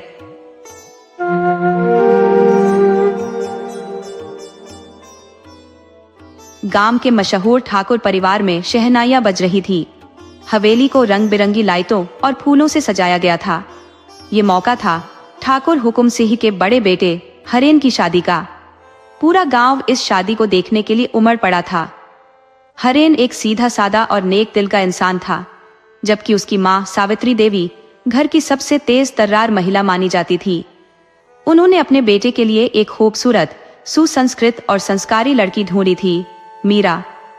मीरा की मासूमियत और सादगी ने हर किसी का दिल जीत लिया था, लेकिन किसी को अंदाजा भी नहीं था कि यह शादी उसकी जिंदगी में क्या तूफान लेकर आएगी। जब मीरा की डोली ठाकुर हवेली में पहुंची तो पूरे रीति रिवाजों के साथ उसका स्वागत किया गया। ससुराल की दहलीज पर कदम रखते ही उसने मन में एक संकल्प लिया कि वह इस परिवार को पूरे दिल से अपनाएगी और हमेशा हर किसी का मान सम्मान करेगी। लेकिन उसे नहीं पता था कि उसके स्वागत में मुस्कुराती आंखों के पीछे कोई ऐसा चेहरा भी छुपा है जो उसकी जिंदगी को जहन्नुम बनाने का इरादा रखता है। मीरा की शादी से पहले ही हरेन की पहली पत्नी जया इस घर में थी। हालांकि ये शादी बहुत कम लोगों को पता थी, क्योंकि हरेन ने जया को प्रेम विवाह के चलते अपने घर में गुप्त रूप से रखा था। उसकी माँ को इस रिश्ते से कभी सहमति नहीं थी, इसलिए उन्होंने इस शादी को कभी स्वीकार नहीं किया। जया एक चालाक और स्वार्थी महिला थी, जिसने हरेन को प्रेम के जाल में फंसाकर शादी तो कर ली थी, लेकिन वह हवेली की मालकिन नहीं बन पाई थी। जब सावित्री देवी ने मीरा को बहू बनाकर घर में लाने का फैसला किया तो जया के मन में ईर्ष्या की आग जल उठी। मीरा को कुछ दिनों तक सब कुछ सामान्य लगा।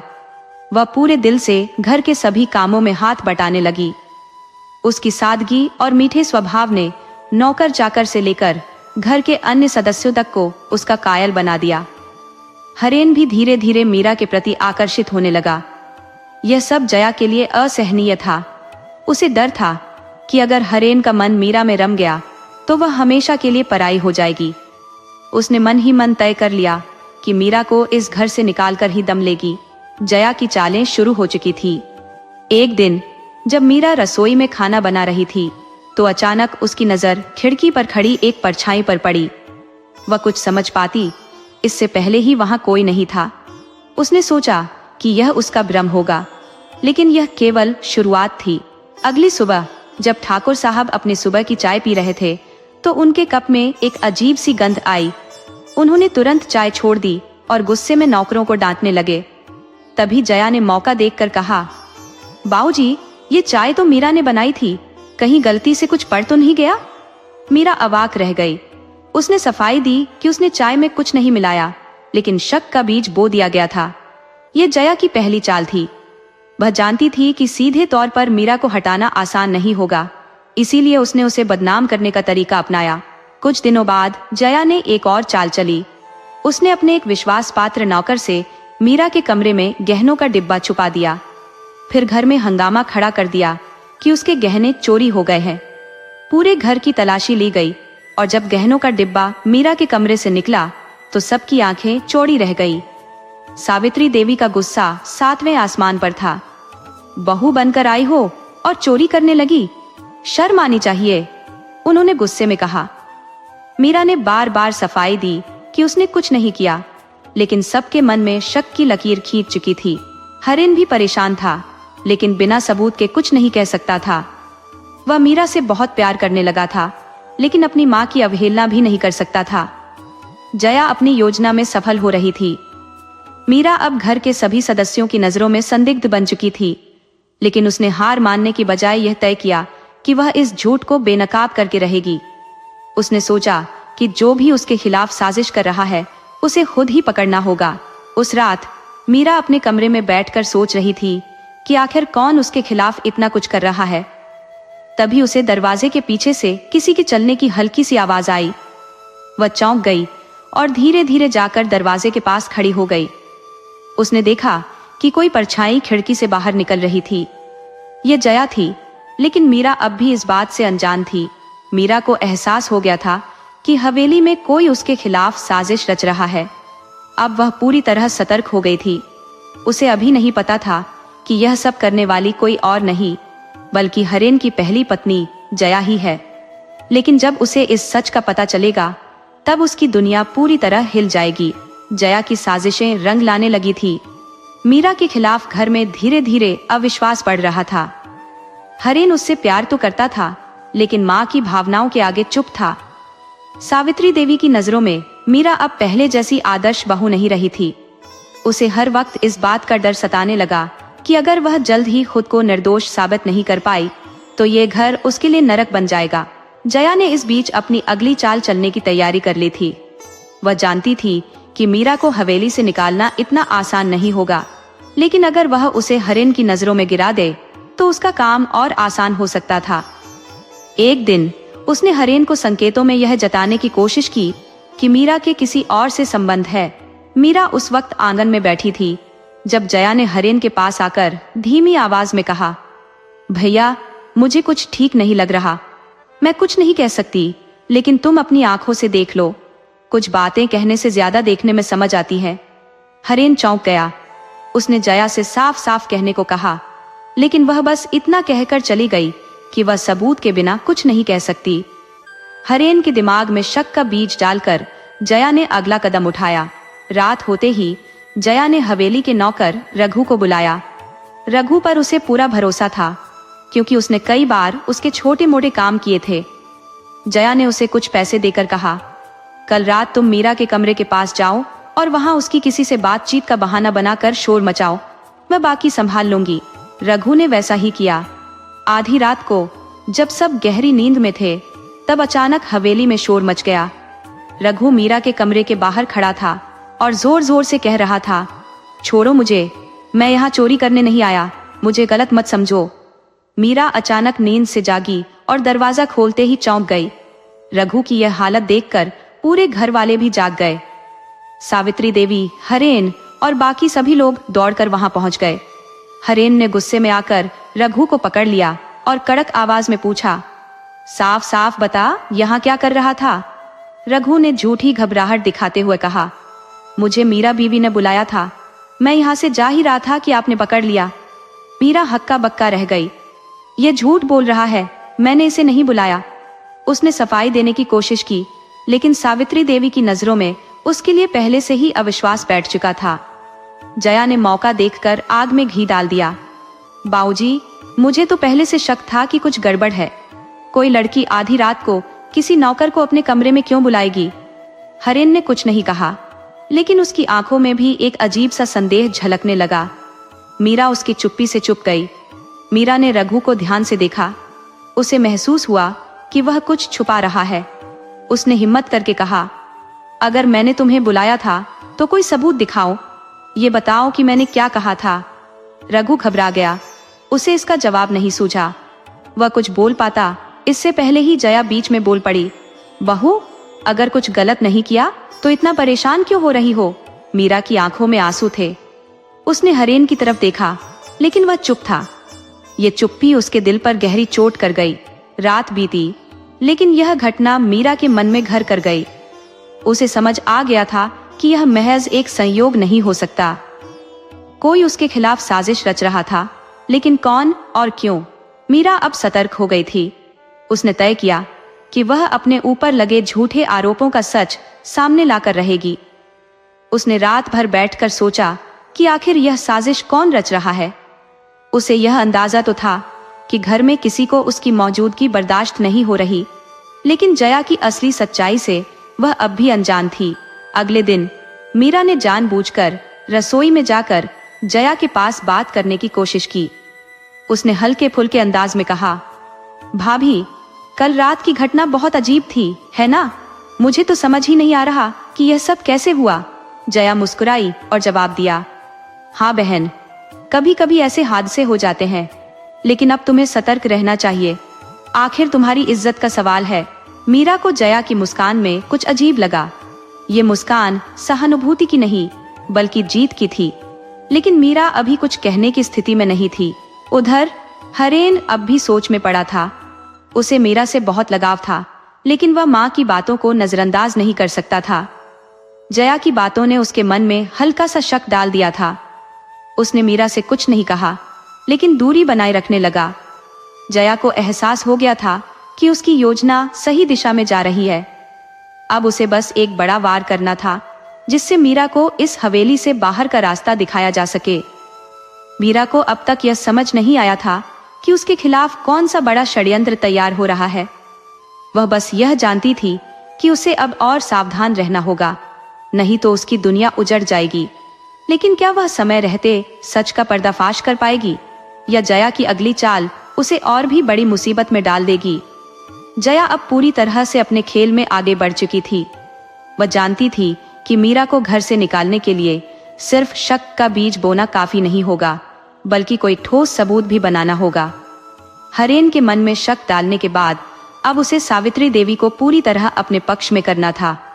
वह चाहती थी कि सास को खुद लगे कि मीरा इस घर के लिए अब एक नीच और चालाक औरत है। इसके लिए उसने एक और साजिश रचने की योजना बनाई। मीरा को अब यह साफ दिखने लगा था कि हवेली का माहौल उसके खिलाफ हो चुका है। हरेन अब पहले की तरह उससे बात नहीं करता था। सावित्री देवी का रवैया और भी कठोर होता जा रहा था और नौकर चाकर भी उससे दूरी बनाए रखने लगे थे। वह समझ नहीं पा रही थी कि आखिर यह सब इतनी जल्दी कैसे बदल गया।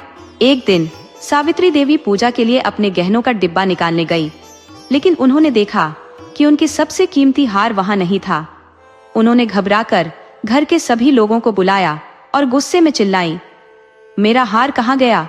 ये इतने सालों से इसी संदूक में था और अब अचानक गायब हो गया। किसने चुराया? जया, जो पहले से ही इस साजिश को रच चुकी थी, तुरंत आगे आई और चिंतित स्वर में बोली, माँ जी, ये बहुत बड़ी बात है। घर में कोई चोर कैसे आ सकता है? कहीं घर के अंदर ही कोई तो नहीं? सावित्री देवी चौंक गई। उन्होंने चारों तरफ नजर दौड़ाई और कहा, क्या मतलब? तुम क्या कहना चाहती हो?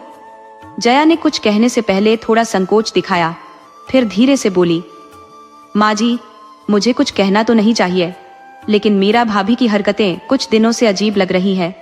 मैंने सुना था कि वह कुछ नया गहना बनवाना चाह रही थी। हो सकता है। इतना सुनते ही सावित्री देवी गुस्से से लाल हो गई। उन्होंने तुरंत मीरा को बुलाया और कड़क आवाज में पूछा, मीरा, सच सच बताओ, मेरा हार कहाँ है? मीरा हक्की बक्की रह गई। उसने आश्चर्य से कहा, माँ जी, मुझे इस बारे में कुछ नहीं पता। मैंने आपका हार नहीं लिया। जया ने मौके को भुनाते हुए कहा, भाभी, अगर आप निर्दोष हैं तो हमें आपके कमरे की तलाशी लेने में कोई आपत्ति नहीं होनी चाहिए, है ना? मीरा को यह सुनकर झटका लगा। उसे यह समझने में देर नहीं लगी कि यह सब किसी की सोची समझी चाल है, लेकिन वह जानती थी कि अगर वह मना करेगी तो लोग उसे और भी ज्यादा दोषी मान लेंगे। इसलिए उसने चुपचाप सिर हिलाया और कहा, आप मेरी पूरी तलाशी ले लीजिए, लेकिन सच सामने आकर ही रहेगा। घर के सभी लोग मीरा के कमरे की तलाशी लेने के लिए चल पड़े। जया के चेहरे पर एक हल्की मुस्कान थी, क्योंकि उसने पहले ही सावधानी पूर्वक वह हार मीरा की अलमारी में छुपा दिया था। जैसे ही हरेन ने अलमारी खोली, वहां कपड़ों के बीच सावित्री देवी का कीमती हार चमकता हुआ नजर आया। ये देखते ही सावित्री देवी गुस्से से कांपने लगी। उन्होंने झटके से हार उठाया और चिल्लाई, मीरा, ये क्या है? तुमने चोरी की? मीरा की आंखों में आंसू आ गए। उसने हैरानी से कहा, माँ जी, ये हार यहाँ कैसे आया? मैंने इसे नहीं रखा। जया ने तुरंत सहानुभूति दिखाने का नाटक किया और कहा, भाभी, अगर आप कहती हैं कि आपने नहीं रखा, तो ये यहाँ कैसे आया? कोई और तो इसे यहाँ रख नहीं सकता, है ना? हरेन की आंखों में भी संदेह दिखने लगा। वह मीरा को गहराई से देखने लगा। उसे यकीन नहीं हो रहा था कि जिस मीरा से वह इतना प्यार करता था, वह चोरी कर सकती है। लेकिन यह भी सच था कि हार उसकी अलमारी से निकला था। मीरा ने हरेन की ओर देखा। उसकी आंखों में उम्मीद थी कि कम से कम वह तो उस पर विश्वास करेगा, लेकिन हरेन चुप था। सावित्री देवी अब और नहीं सुनना चाहती थी।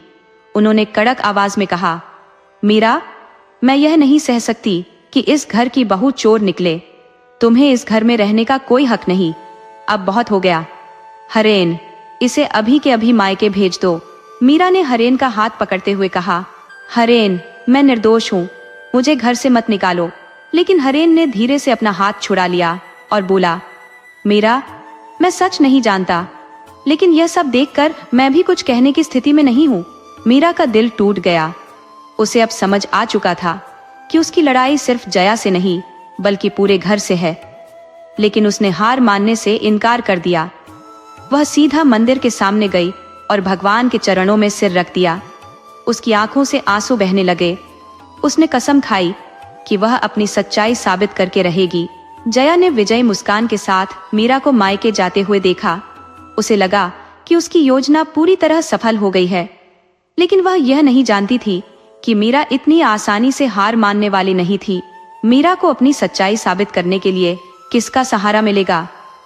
क्या हरेन को कभी इस षड्यंत्र का सच पता चलेगा, या जया की अगली चाल उसे हमेशा के लिए इस घर से दूर कर देगी?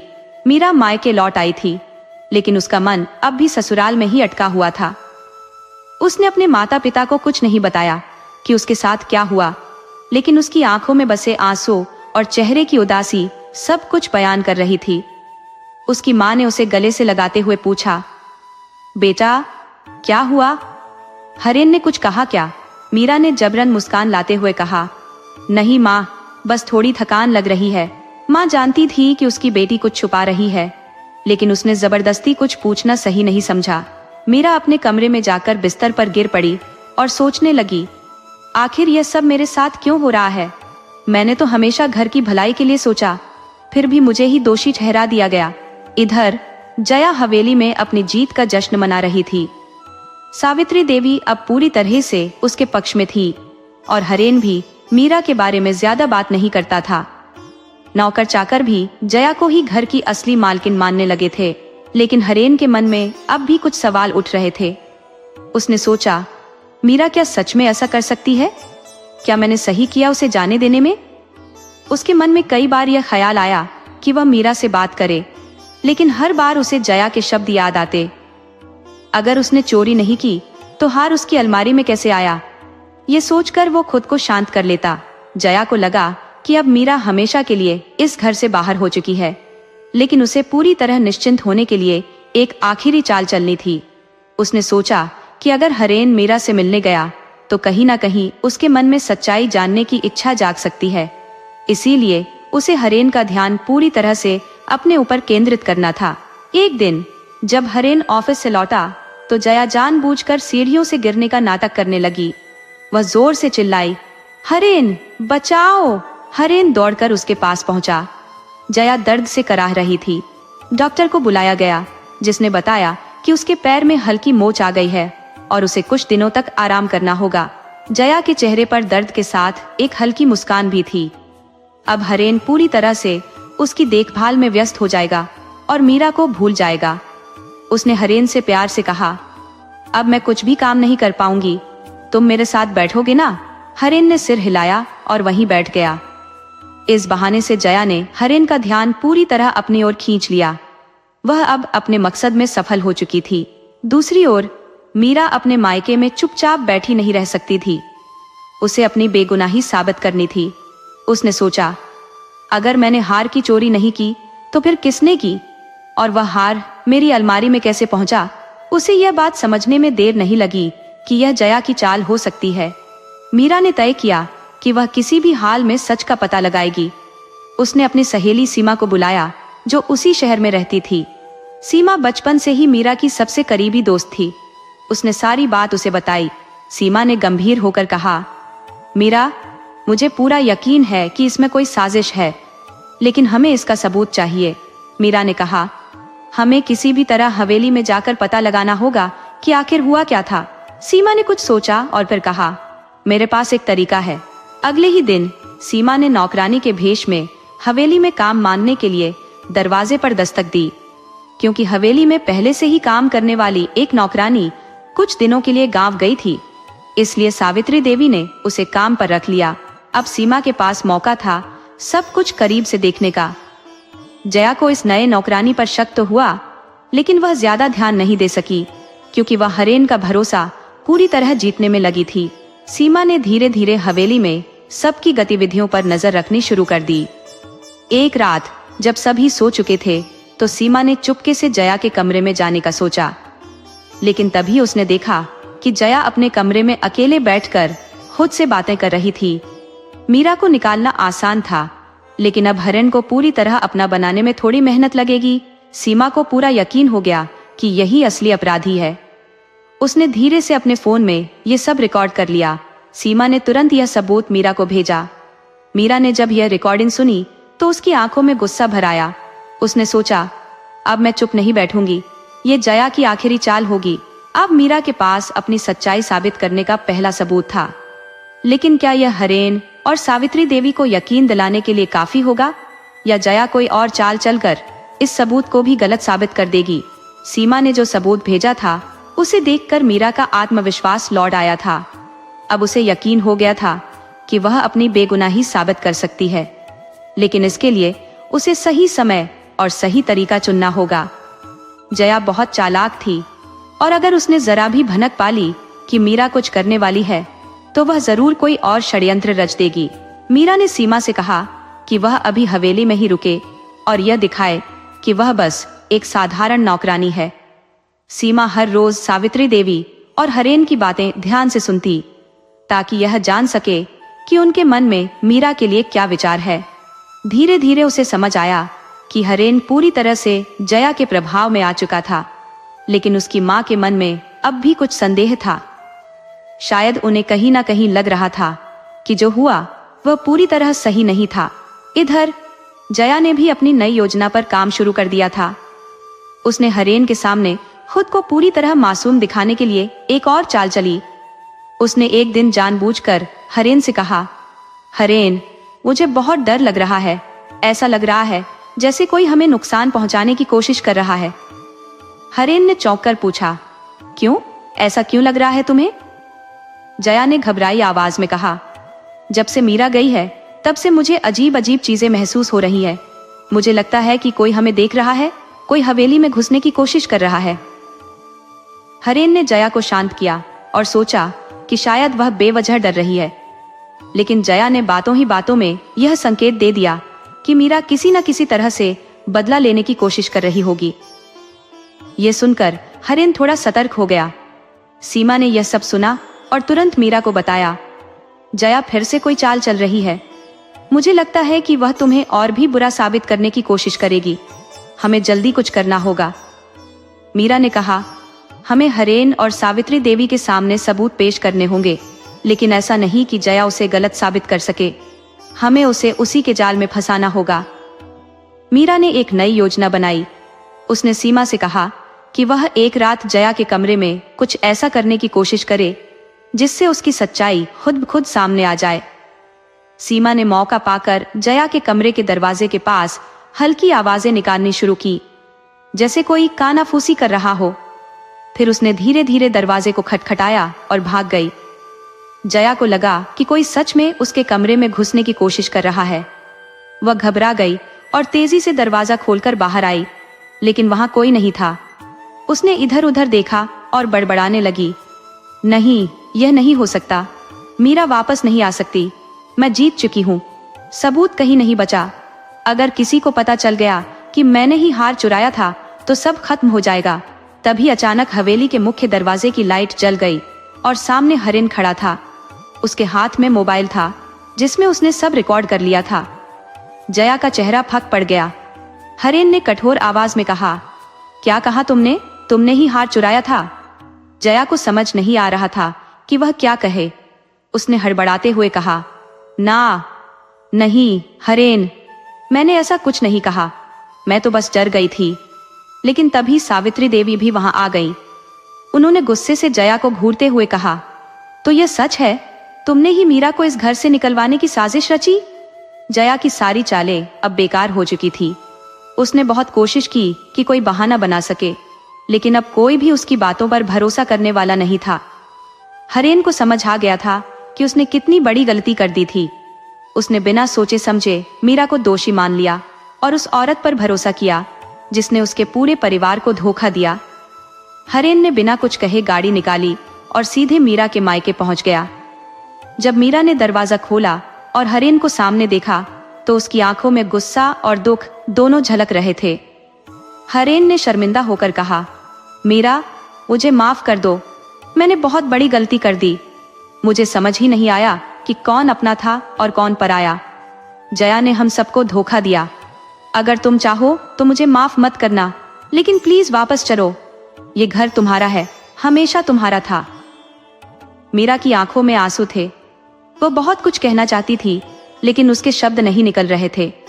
उसके माता पिता ने उसे समझाया, बेटा, जब सच की जीत हो गई तो अब तुम्हें अपनी जगह वापस लेनी चाहिए। मीरा ने हरेन को देखा और उसकी आंखों में पछतावे की गहराई देखकर वह चुपचाप गाड़ी में बैठ गई। हवेली पहुंचने पर जब मीरा अंदर आई तो सावित्री देवी ने उसे देखते ही गले लगा लिया। उन्होंने कहा, बेटा, मैं समझ नहीं पाई कि असली दोषी कौन था। मुझे माफ कर दो। मीरा ने उनकी ओर देखा और सिर झुका लिया। वह कुछ नहीं कह पाई, लेकिन उसकी आंखों में अब भी दर्द था। जया को हवेली से निकाल दिया गया। हरेन ने उसे आखिरी बार चेतावनी दी, तुमने जो किया उसके लिए मैं कभी तुम्हें माफ नहीं कर सकता।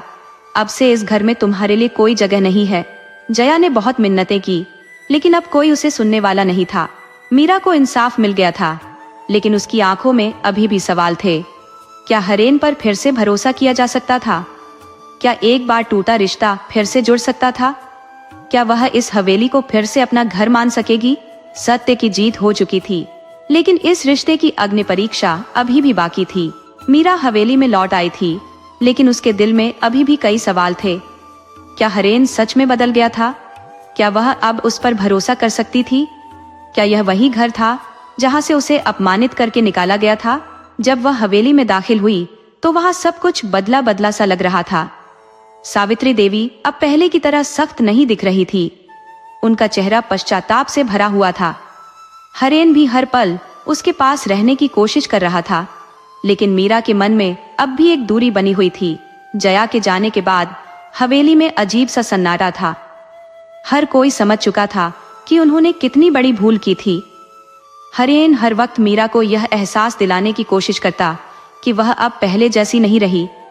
वह अब अपनी गलती सुधारना चाहता था, लेकिन क्या सब कुछ पहले जैसा हो सकता था? मीरा ने खुद को समझाने की कोशिश की कि वह बदला लेने नहीं आई थी, वह यहाँ सिर्फ अपना सम्मान वापस पाने आई थी। लेकिन सम्मान तो वापस मिल सकता था, क्या प्यार भी वापस आ सकता था? एक रात मीरा अपने कमरे में बैठी थी। जब हरेन उसके पास आया, वह चुपचाप उसके पास बैठ गया। दोनों के बीच एक गहरी खामोशी थी। फिर हरेन ने धीरे से कहा, मीरा, मैं जानता हूं कि मैंने जो किया उसे माफ करना आसान नहीं है, लेकिन मैं सच में चाहता हूं कि तुम मुझे एक मौका दो। मैं चाहता हूं कि हम फिर से एक नई शुरुआत करें। मीरा ने उसकी आंखों में देखा। वहां सच में पछतावा था, लेकिन क्या पछतावे से सब कुछ ठीक हो सकता था? उसने धीमी आवाज में कहा, हरेन, विश्वास टूटने में एक पल लगता है, लेकिन उसे वापस बनाने में जिंदगी लग जाती है। हरेन ने सिर झुका लिया। उसने खुद ही अपने रिश्ते को तोड़ा था, अब उसे ही इसे फिर से जोड़ना था। वह हार नहीं मानना चाहता था। उसने मीरा के लिए छोटी छोटी चीजें करना शुरू किया। वह उसकी पसंद का खाना बनवाता, उसके हर काम में मदद करता और यहाँ तक कि उसके बिना कहे भी उसकी भावनाओं को समझने की कोशिश करता। मीरा यह सब देख रही थी, लेकिन उसके दिल में अब भी एक अजीब सी कशमकश थी। एक दिन सावित्री देवी ने मीरा को अपने कमरे में बुलाया। उन्होंने उसे अपने पास बिठाया और कहा, बेटा, मैंने जिंदगी भर सोचा कि मैं सही हूँ, लेकिन उम्र के इस पड़ाव पर आकर समझ आया कि कई बार हम अपनों की भावनाओं को समझ ही नहीं पाते। मैंने तुम्हारे साथ बहुत अन्याय किया, लेकिन मैं चाहती हूँ कि तुम मुझे माँ की तरह माफ कर दो, सिर्फ बहू की तरह नहीं। मीरा के दिल में जो कठोरता थी वह थोड़ी नरम पड़ी। उसने पहली बार महसूस किया कि शायद इस घर में अब उसके लिए सच्ची जगह बन रही है। लेकिन उसका दिल अभी भी हरेन के लिए सा नहीं हुआ था। हरेन ने हार नहीं मानी। एक दिन उसने मीरा को खेतों की सैर के लिए चलने को कहा। मीरा को लगा कि शायद वह उसे मनाने की एक और कोशिश कर रहा है, लेकिन उसने चुपचाप हामी भर दी। जब वे वहां पहुंचे तो हरेन ने एक जगह पर उसे रोक कर कहा, मीरा, जब तुम इस घर से गई थी तब मुझे लगा था कि सब कुछ खत्म हो गया, लेकिन जब सच सामने आया तब एहसास हुआ कि असली खत्म तो तब हुआ था जब मैंने तुम्हारा भरोसा खो दिया। अगर तुम चाहो तो हम इसे एक अंध की तरह देख सकते हैं, लेकिन मैं चाहता हूं कि यह एक नई शुरुआत हो। मैं फिर से तुम्हारा विश्वास जीतना चाहता हूं, लेकिन जब तक तुम खुद अपने दिल से तैयार ना हो जाओ तब तक मैं तुम्हारे जवाब का इंतजार करूंगा। मीरा ने पहली बार हरेन को इतने धैर्य के साथ देखा। उसे लगा कि वह सच में बदल रहा है, लेकिन क्या वह उसे दूसरा मौका देने के लिए तैयार थी? समय बीतता गया। हरेन अपनी कोशिशों में लगा रहा। धीरे धीरे मीरा ने भी महसूस किया कि उसका गुस्सा और दर्द कम हो रहा है। एक दिन हवेली में किसी ने मीरा को हरेन के कमरे में देखा। वह चुपचाप उसके पास बैठी थी और हरेन हल्की मुस्कान के साथ उसकी ओर देख रहा था। शायद यह अंत नहीं था, शायद यह एक नई शुरुआत थी। कहानी हमें यह सिखाती है कि विश्वास किसी भी रिश्ते की नींव होता है। एक बार टूटने पर उसे जोड़ना मुश्किल होता है, लेकिन सच्चा पछतावा, धैर्य और सही प्रयास से इसे दोबारा पाया जा सकता है। चतुराई और चालाकी से रिश्ते जीते नहीं जाते, बल्कि सच्चाई और समझदारी ही किसी भी संबंध को मजबूत बनाती है।